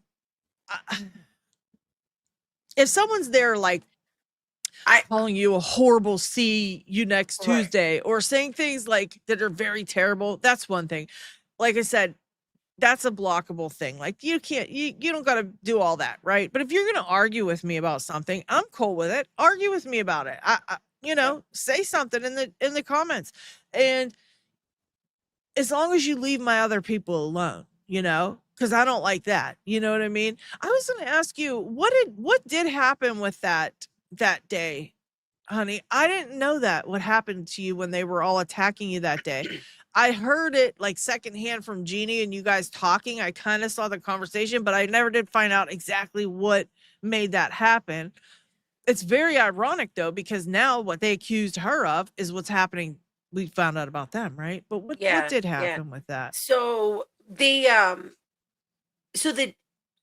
Candace on her show posted or showed a clip or an ex post from a girl named Erica.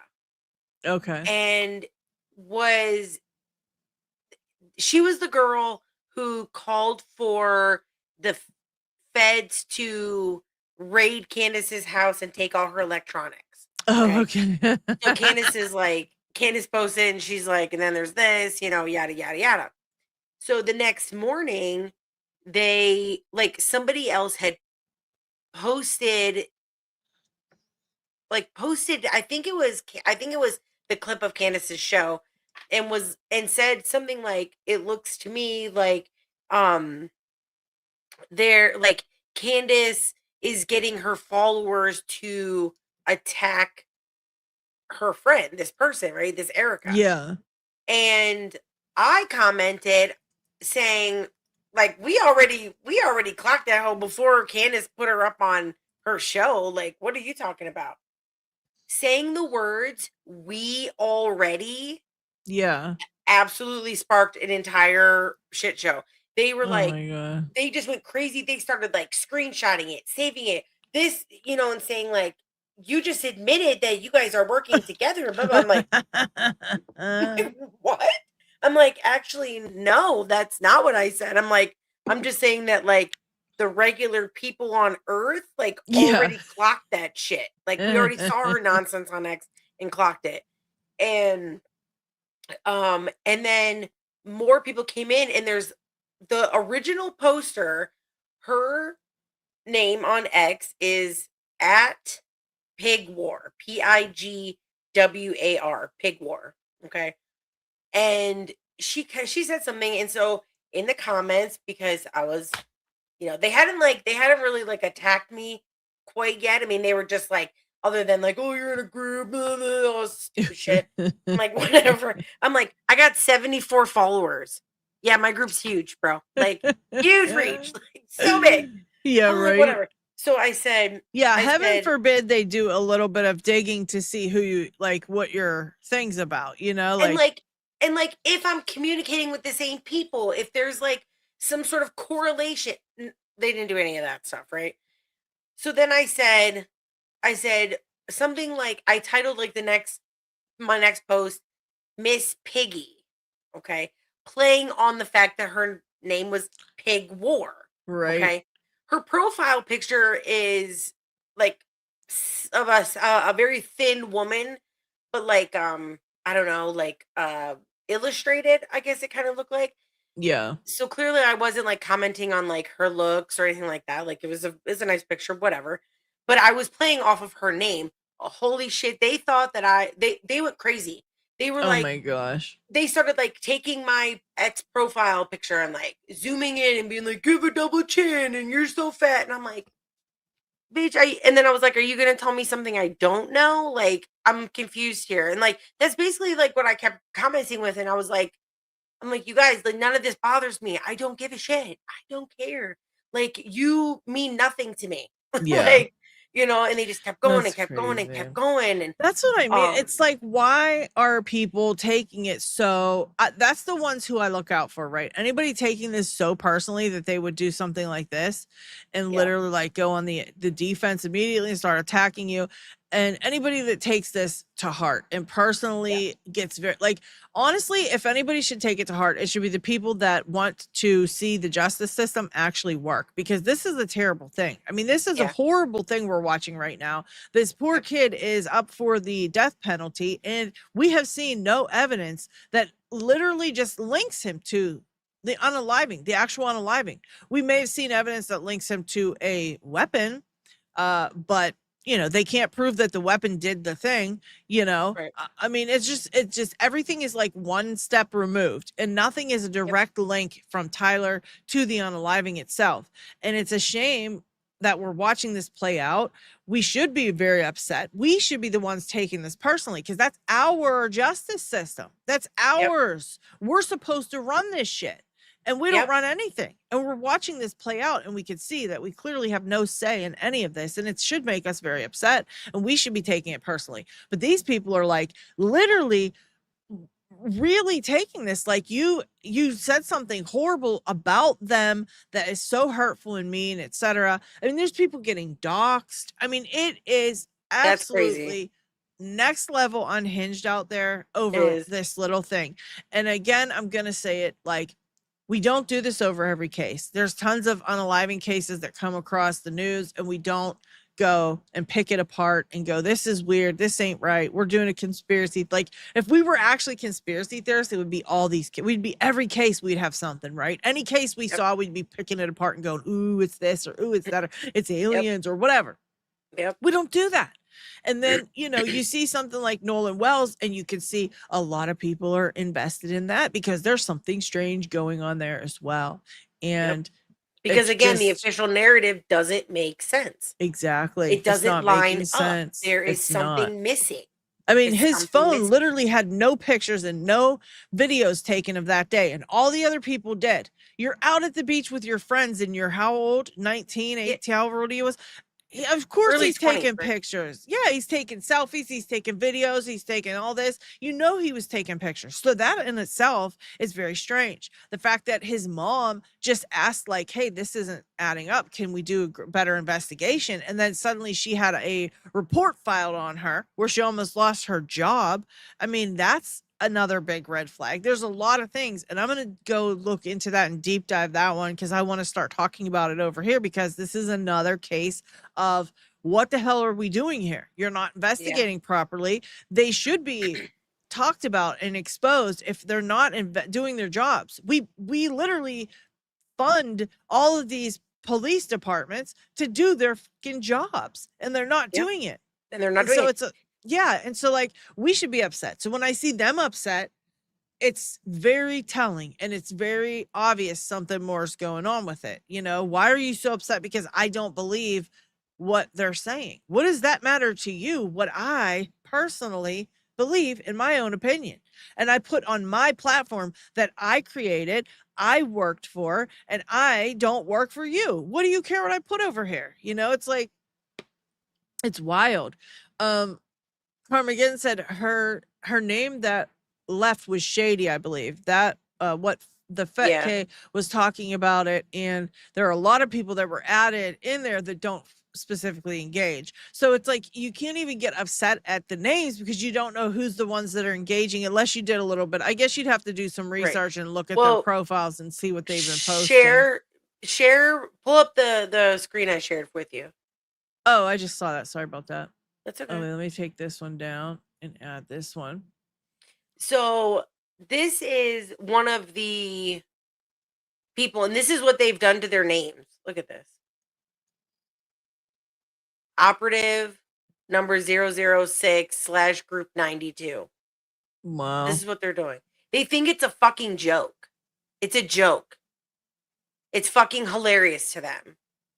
Well, the thing about it is they're just showing themselves, you know. They They're are. just showing They are. themselves. So this is what you got to be, this is what you're dealing with. Like X is, in my opinion, the most vile, Yeah. toxic It's place in it's the world. Reddit alive with Oh, the for sure. assistance of AI. Like Yeah, it's I literally like Reddit the goofy alive. stuff. I like the funny stuff, but Yeah. God, it's gotten And the bad. thing about this too is when you are interested in something and you look at something, that's all you see for the next year. I literally Yeah. don't I'm interested in so many different things, but I Yeah. don't see anything but things about Charlie Kirk and the small group that I've been talking about over here on YouTube. I didn't Yeah. even see the stuff about Nolan Wells, not at all. I didn't even see Neither that did on I. X, and I should have.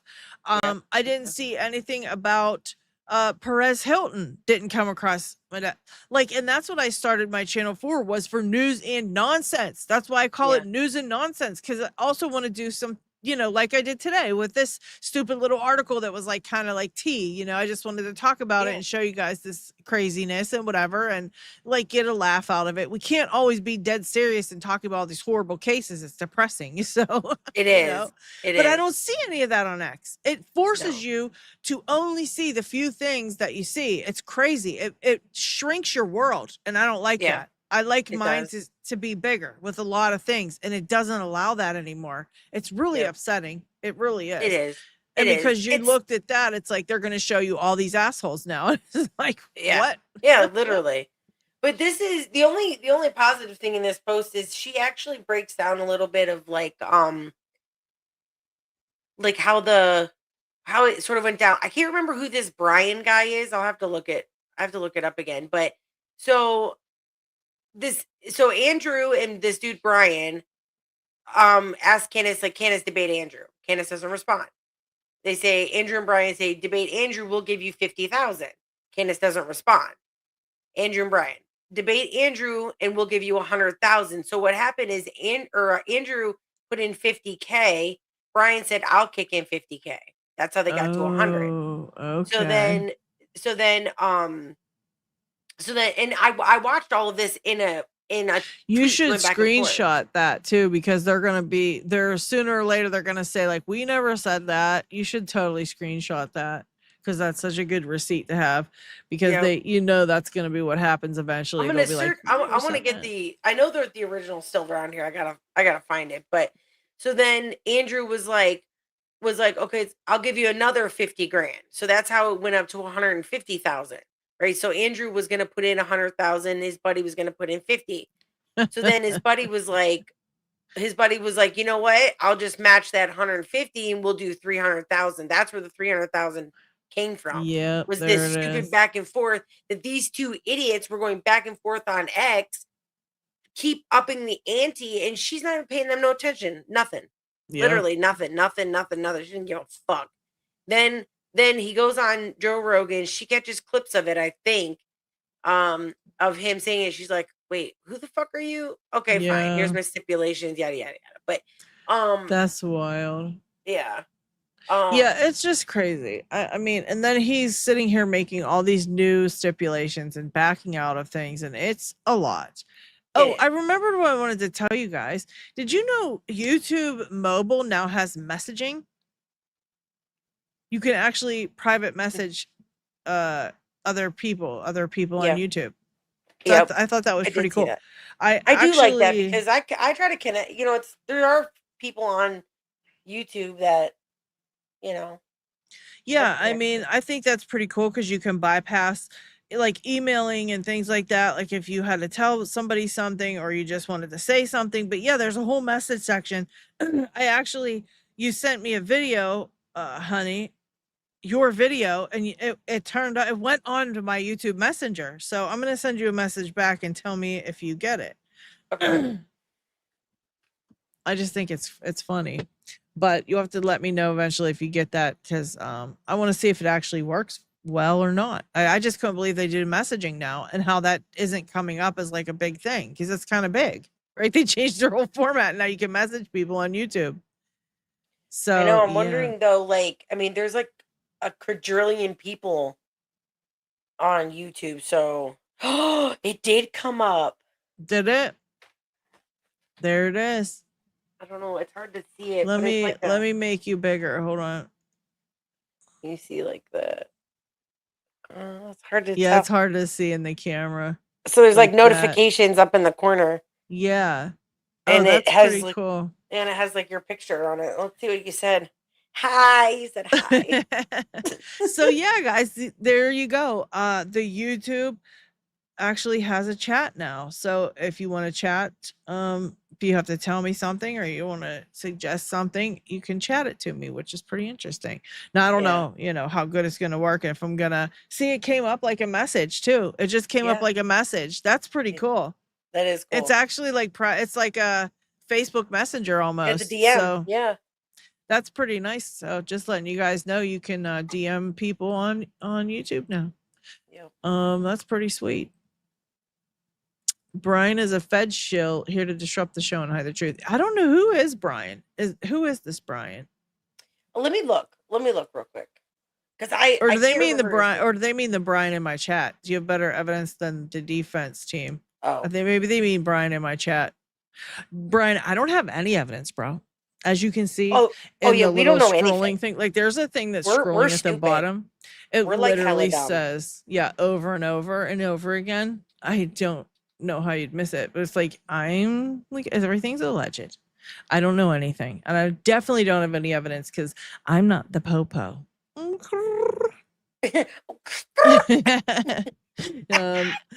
Kayla says, "Yeah, go have a smoke, Andrew, and chill." Yeah, it's. Oh, okay. Cocoa Bean's been using it. Love that for sharing videos with my sis. Okay, so you've been using it. I love that. Okay. Yeah. I'm trying to find out who this. And Brian, I think the evidence is under. This is him. Your mama's bed. That's where I think it's at. Okay, this is the Brian they were talking about in the chat. Okay, Brian Atlas. So this is the he's the owner and host of the Whatever podcast. That's the one that there you go. That's why he can afford 150K. There you go. This is the one that they always bring Andrew on. Bro, I'm gonna make my own podcast. I want to do my own podcast. I want to be like, I want to have like a popular one like the Whatever podcast. We got to make our own podcast here. I'm gonna make the, I don't know. I don't know. It's gonna be called like the No Way Bitch podcast. No way, bitch. Oh my God, I love that. You can have weekly guests. That'd be amazing. I really like Yeah. that idea a lot, actually. Yeah. I already told Brian the evidence is under his mama's bed. So I tell you what, take a moment and go check under there. And see what you find. That's what I Who say. provides the burden of proof? The prosecution Not us. provides the burden of proof. The prosecution Not in the me. Tyler Robinson case provides that. I don't do that. So, Brian liked the mama joke. All right, Brian, you might be able to chill with us. He liked the mama joke. I like that. We're snarky bees here. Yeah. If you fit in, that's fine with me. Get in where you fit in, bitches. That's right. Get in where you fit in. That's right. Like I said, everybody has different opinions. You know what I mean? Everyone it's has like an different asshole. opinions. Yeah, everyone has they're like assholes and armpits. Everybody has one and they stink. Diligent was on that list of 92 the other day. So what? No way. I didn't see him on there. Are you kidding me, Kathy? He was on there? What? Ooh, What shit. did you what? I need to look at that. I didn't think he was on there. Oh my god. Oh my god. Thank you, Brian. Oh my god. Look at this real quick. This is so jacked up. Blake Neff is such a little prick. Oh my god. Look at this. He says, Candace, he said, as Charlie once told us, Candace is very easy to understand once you realize all she cares about is money. And these idiots, they really thought that Candace's counteroffer was legit. I really think that we know Candace by now is pretty smart. And I think she just wanted to test how badly they wanted this, right? When she put up that 500K, she just wanted to see how bad they wanted this shit. She was like, okay, you want to come over here? 500K. Now, who in their right mind would agree to 500K to sit there and talk to Candace Owens? I mean, get the hell on out of here. You either got way too much money, you got nothing to do. I mean, it's ridiculous. $500,000, and they agreed to it. He was like, I'll crowdfund $1 million. And so this dude's telling you he could crowdfund $1 million in a week. Let me tell you something. If I could crowdfund $1 million in a week, I'd be a millionaire. Literally. I'm just saying. So it's like, that really gives away a lot. So she actually said that and got a lot of information out of that, right? She got the information that, yes, he could make $1 million in a week. Yes, he would actually pay $500,000 to talk to me. And, yes, he really wants this bad because he would agree to that. And then what did she do? When she found out he was going to crowdfund the money, she said, never mind. She doesn't want people to spend their money to crowdfund that. So she said, never mind. Just do your original 300K and whatever. But she did find out a bunch of information doing it that way, which is pretty smart, And also, like I said, her saying that she wants Turning Point USA to give their whatever for Andrew, and none of them do. I mean, she said it was the most important part, which I doubt it was, because I don't believe Candace tells anybody what is most important to her,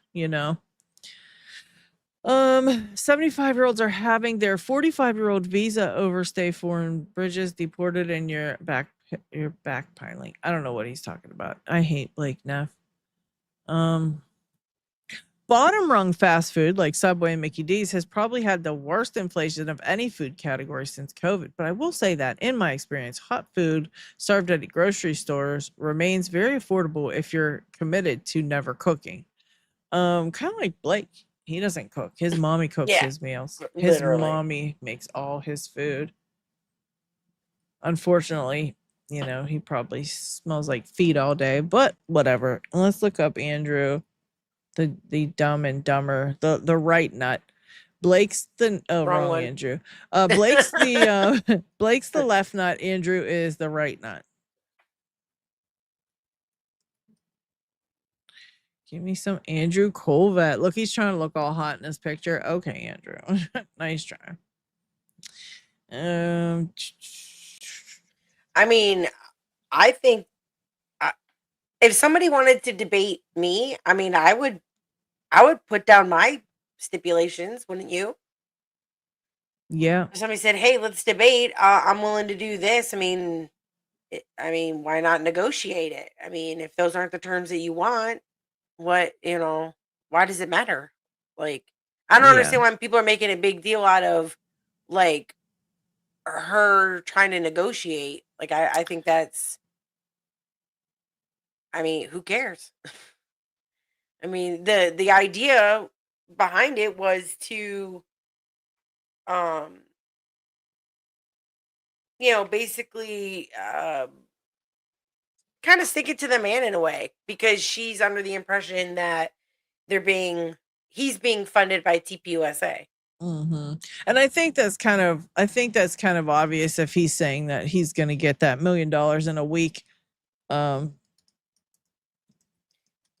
Because she doesn't want the debate, Brian. Like, I don't think she wants the debate. I don't think she gives a shit about Andrew Wilson. Like, this is just something else. This is literally just something else that she's like, all right, fine, whatever. I don't think she gives a shit. She doesn't give a shit about him. He's nobody to her. Oh shit. Project Constitution said TPUSA has filed 2 new DCMA copyright takedowns on my channel and sent me yet another cease and desist. Number 4 now. You do not own the copyright to my profile picture, and you can file as many false strikes on me as you want. You will never silence me or stop me from exposing you. Wow. Oh, because he has Charlie on his.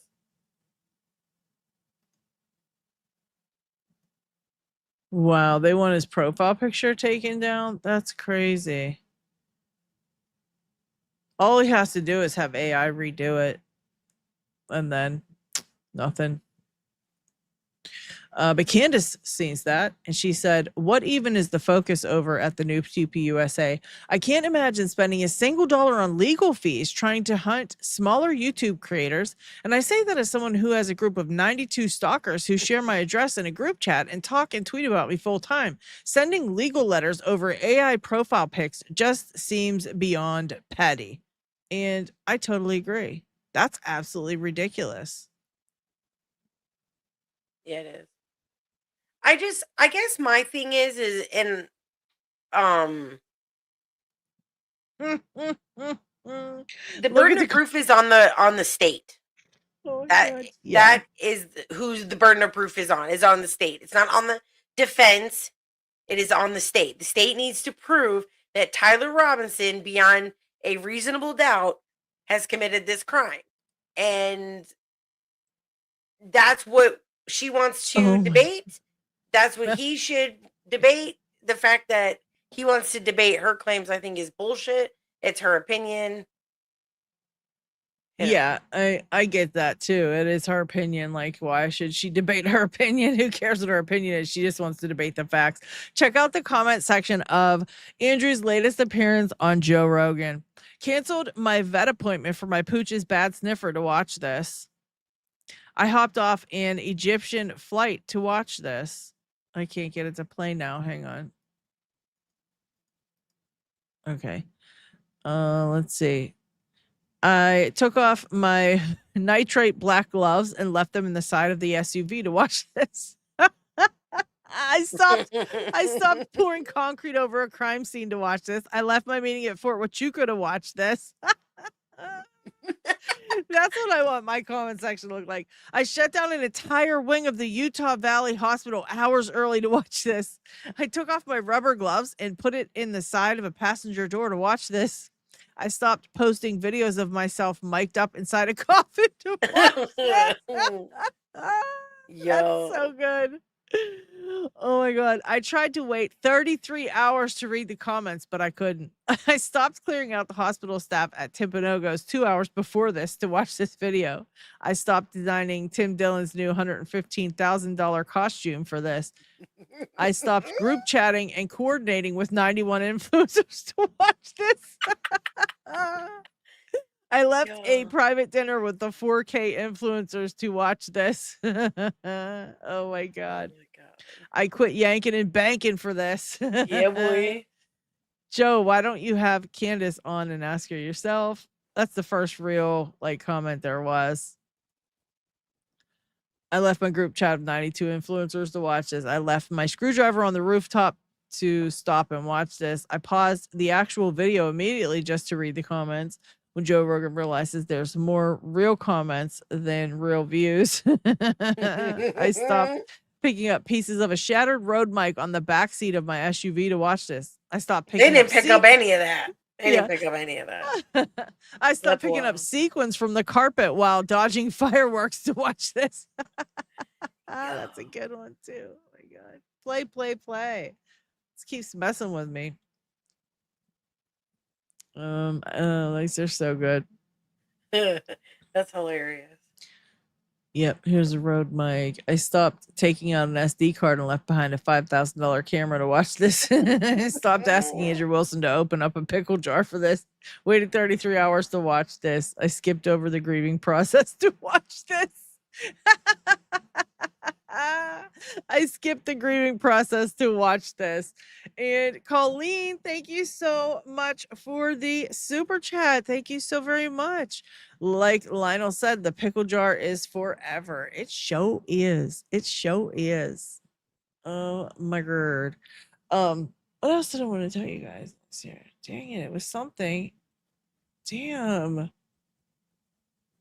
I really can't remember. I hate when that happens. I'll remember in 10 minutes when we're over. I'll be sitting here going, that's what I wanted to say. I was looking at this, and what about this made me want to say something? Did you ever do that? Did you ever go back to the place you forgot something to try to remember what it was? I sure can't remember. I'm sure it was something amazing. Positive. Who knows? I'm ridiculous. I can't believe I forgot though. That sucks. It was probably really funny. So shit. It was. I know. Yeah, Lionel is the cool grandpa of the internet. You're so right. He says words though that I don't understand.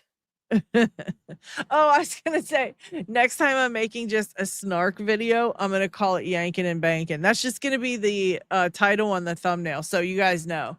That's just every time you see that, it's gonna be a snark video. Say Yanking and Banking, and then it's gonna have the title. Just so you know. Did you watch the episode of Baron and Julian?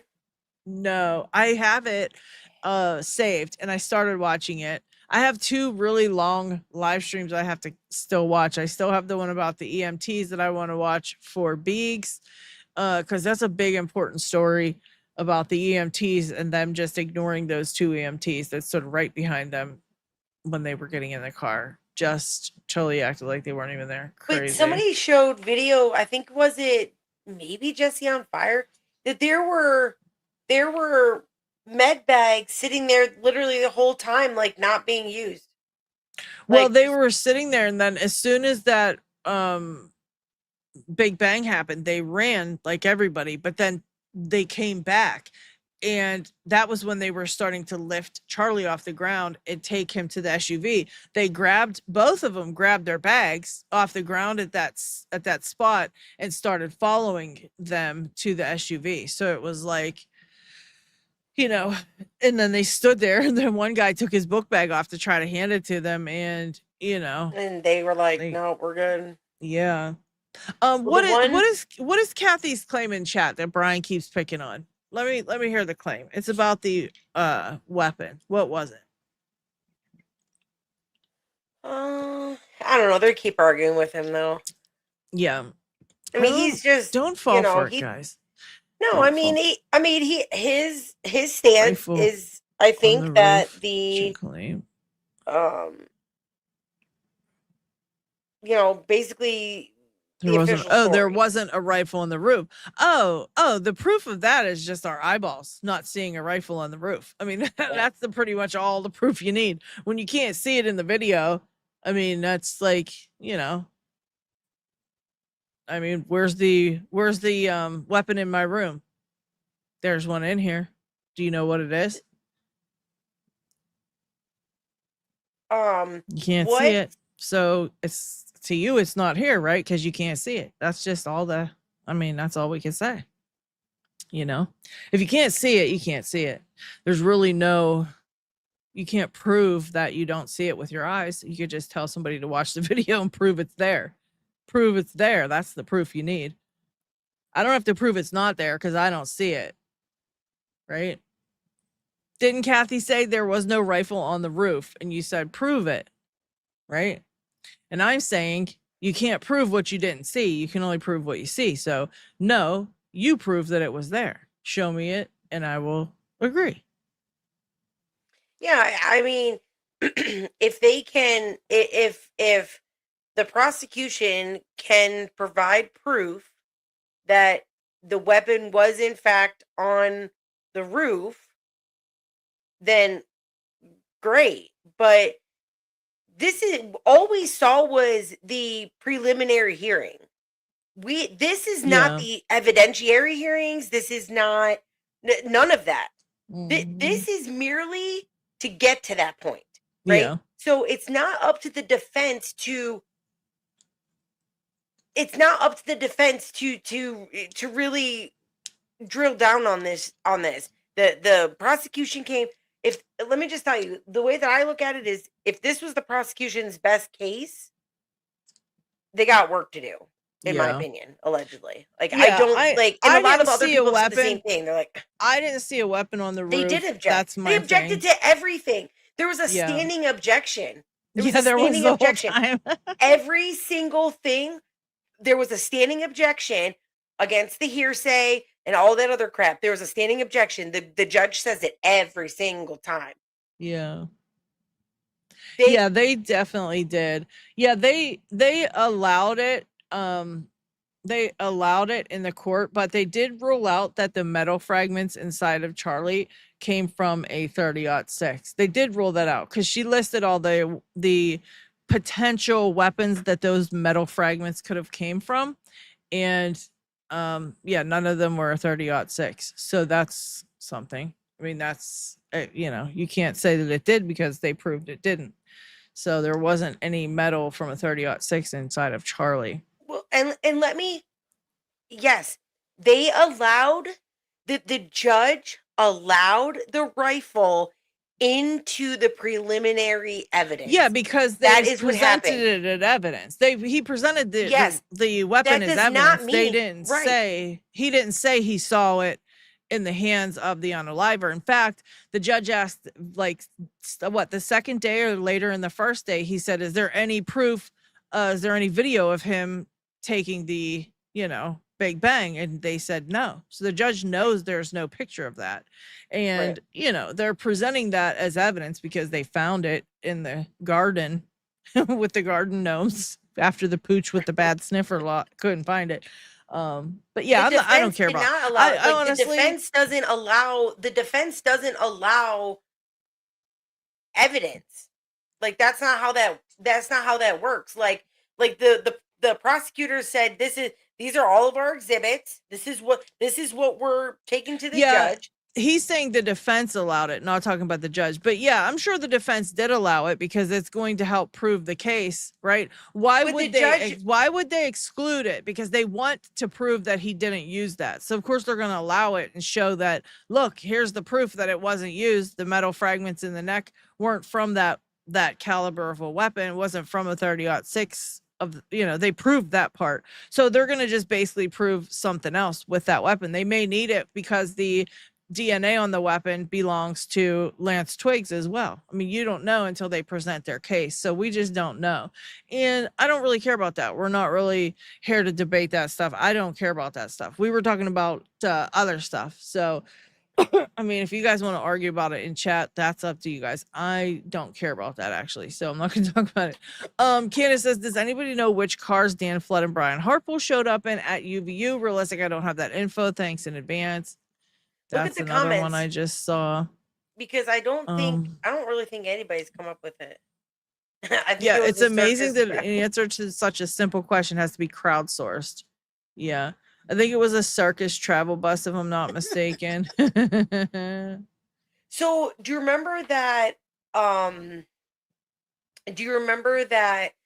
Sprinter van that I told you about that was parked right in front of the SUV?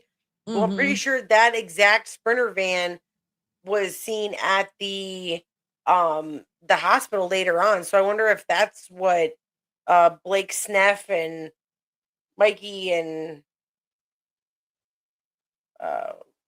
what was the other guy's name?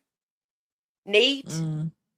and somebody else. Like, remember, it was like, but in that space that Blake Neff was out there running his freaking mouth, he said that he was brought over to the hospital by police. Oh, he lied about that. So Or maybe he so, was telling the truth. Maybe they all got there at once. I don't know. well, I'm thinking like, I'm not thinking like that the police drove him there, but like, did they get a police escort over there? You know, were they in that Yeah. Sprinter van and they got a police escort over there? Maybe. I love how they're getting on her for wanting a dismissal in this case as well. Like, why would she want to spend her time going to court? I mean, I get she said that at first, but I mean, people are allowed to change their goddamn minds. People act like changing your mind is a horrible thing. Well, like, Somebody made this. well, like, Elite operative application mission protecting Erica Kirk against Candace Owens. so I also Oh my think God. though that hang on a second. I also think that I lost my train of thought. See how quickly that happened? Also, Just guys, gone. these Google searches, I saw a post about these Google searches, and basically it said that in the, I guess, Google itself warns you that there can be very much so erroneous results if you Google like look for a Google search of something and it comes up with a very low number, say 1, 2, 3, 4.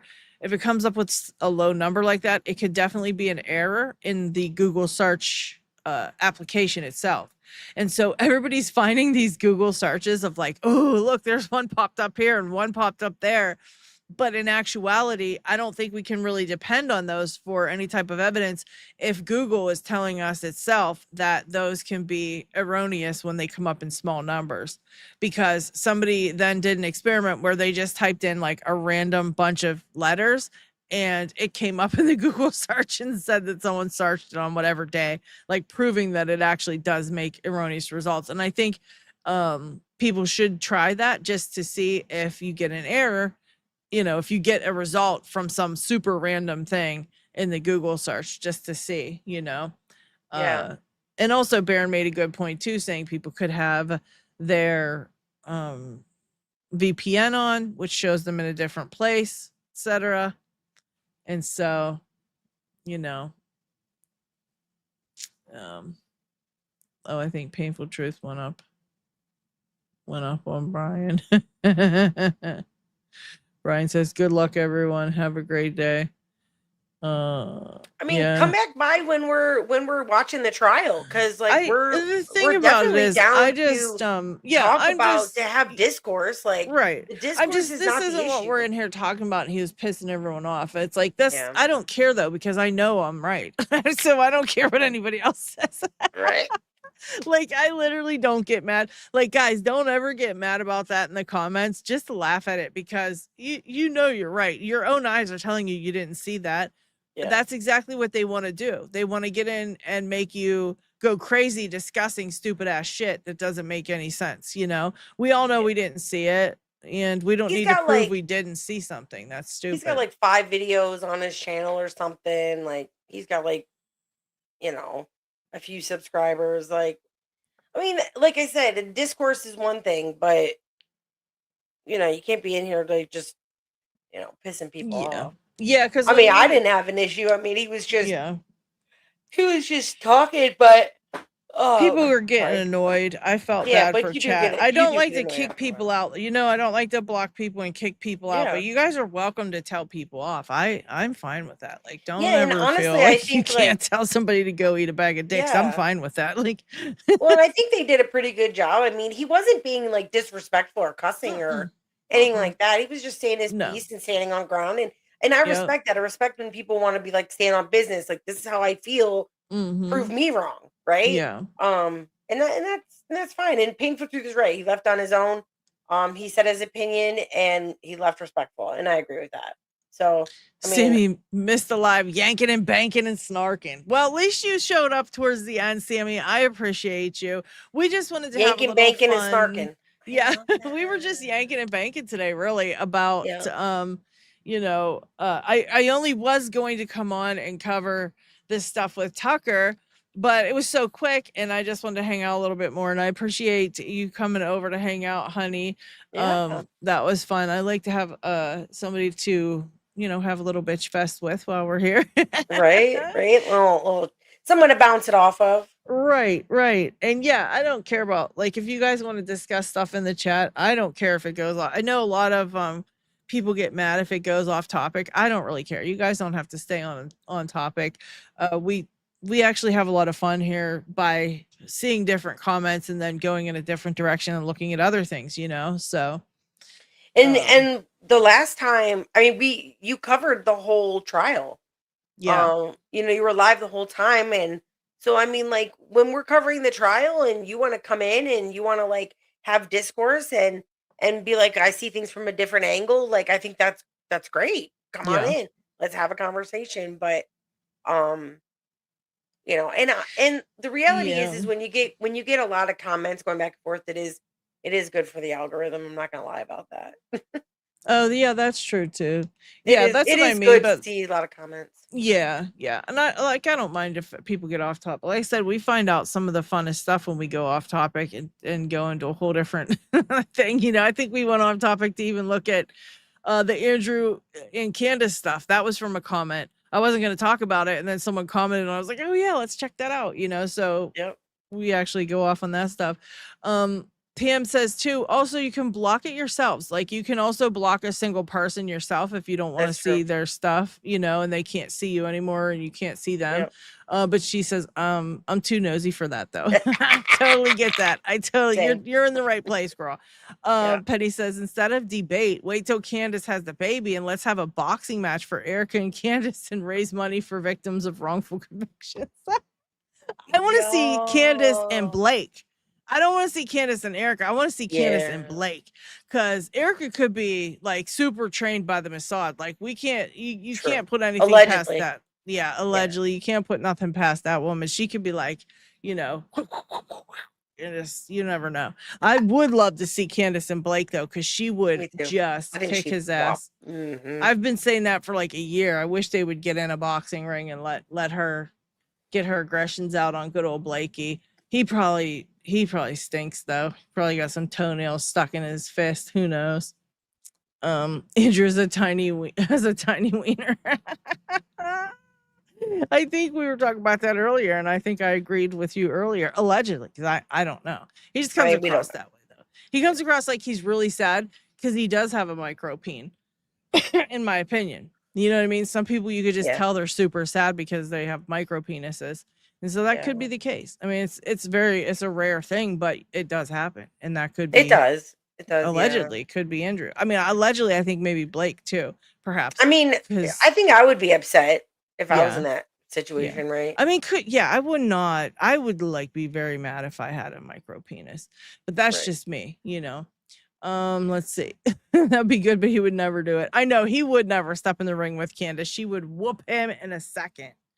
But yes, thank you guys. He's just a keyboard warrior. That's all he is. He definitely, you could tell. Yeah. He spent 5 years being a keyboard warrior, allegedly. And, just crazy. Yeah, I want to check that, Sammy, because I'm not sure. Somebody said they seen Denizen in the group chat. But again, they did report that some of those people were tagged for the chat and brought in, and they just stuck around to see what people were saying. And also some people were brought in and didn't realize they were brought in and didn't get to leave yet. So it's like, I think you would have to go through and look at each name and go check their accounts and see what they have been posting to see. Then you could pretty much put together the pattern of who was actually active in there. Because obviously they were posting the same things, and they were posting things against Candace. And I've never seen Diligent do that. So I've never seen him go against Candace or say anything terrible about Candace. So even if his name's in there, I doubt he was actually a part of it, like an active part of it. Right. So you never And know, the thing though. is like, it doesn't have to be like, you can still have a differing opinion, but why do you have to go through all these lengths to like rip somebody apart that differs from you? That's what I mean. That's why I think they're like I made a funny video about it saying like blink twice, but honestly, it could be that type of situation. It could Yeah, be like that type of situation, like they're in over their heads, or there's something that's keeping them there. You just never know. I mean, look at what we're dealing with. It's a huge deal we never thought we would ever see in our lifetime. And like, who thought this was what was really going on? We just woke up and we're like, holy shit, like what happened? yeah. Every day it's a new psyop. It really Yeah. is. Every day. Every day it's a new Yep. psyop. Every day you like wake up and you're like, okay, what do we got to be prepared for today? You never know what the fuck's going on. Yeah. Like Well, Blake I'm gonna Andrew head was. out. I appreciate all of you guys for coming to hang out with me. I appreciate you so very much. Thank you, honey, for joining the stream and hanging Thank out. you. I love you Appreciate all you so so very much. much. Yes. And don't forget, Monday at 3 p.m. Eastern Standard Time, make sure you have your notifications set to all. Make sure you're subscribed to the channel. It's the bestest channel in the whole entire world. You don't want to miss anything. So please turn on your notifications. And feel free to join us over in the Discord server if you would like to hang out with us Yes. outside of the live streams and stuff like that. You just click the link to Club Vatra and join the group. And yeah, and we'll see you guys on Monday. Have a great rest of your weekend.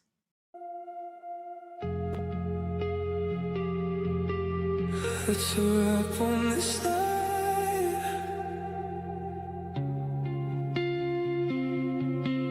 Hit the like and subscribe.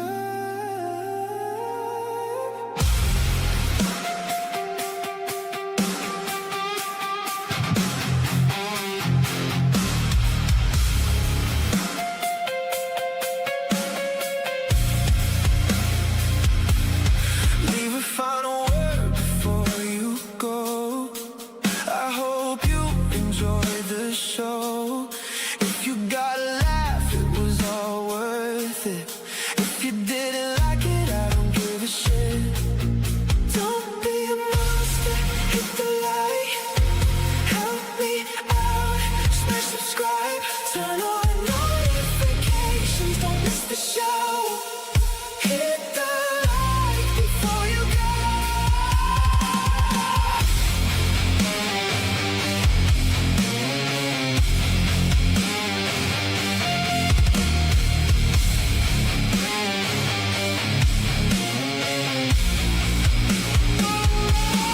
Don't be a monster, hit the like. Help me out, smash subscribe. Turn on notifications, don't miss the show. Hit the like before you go.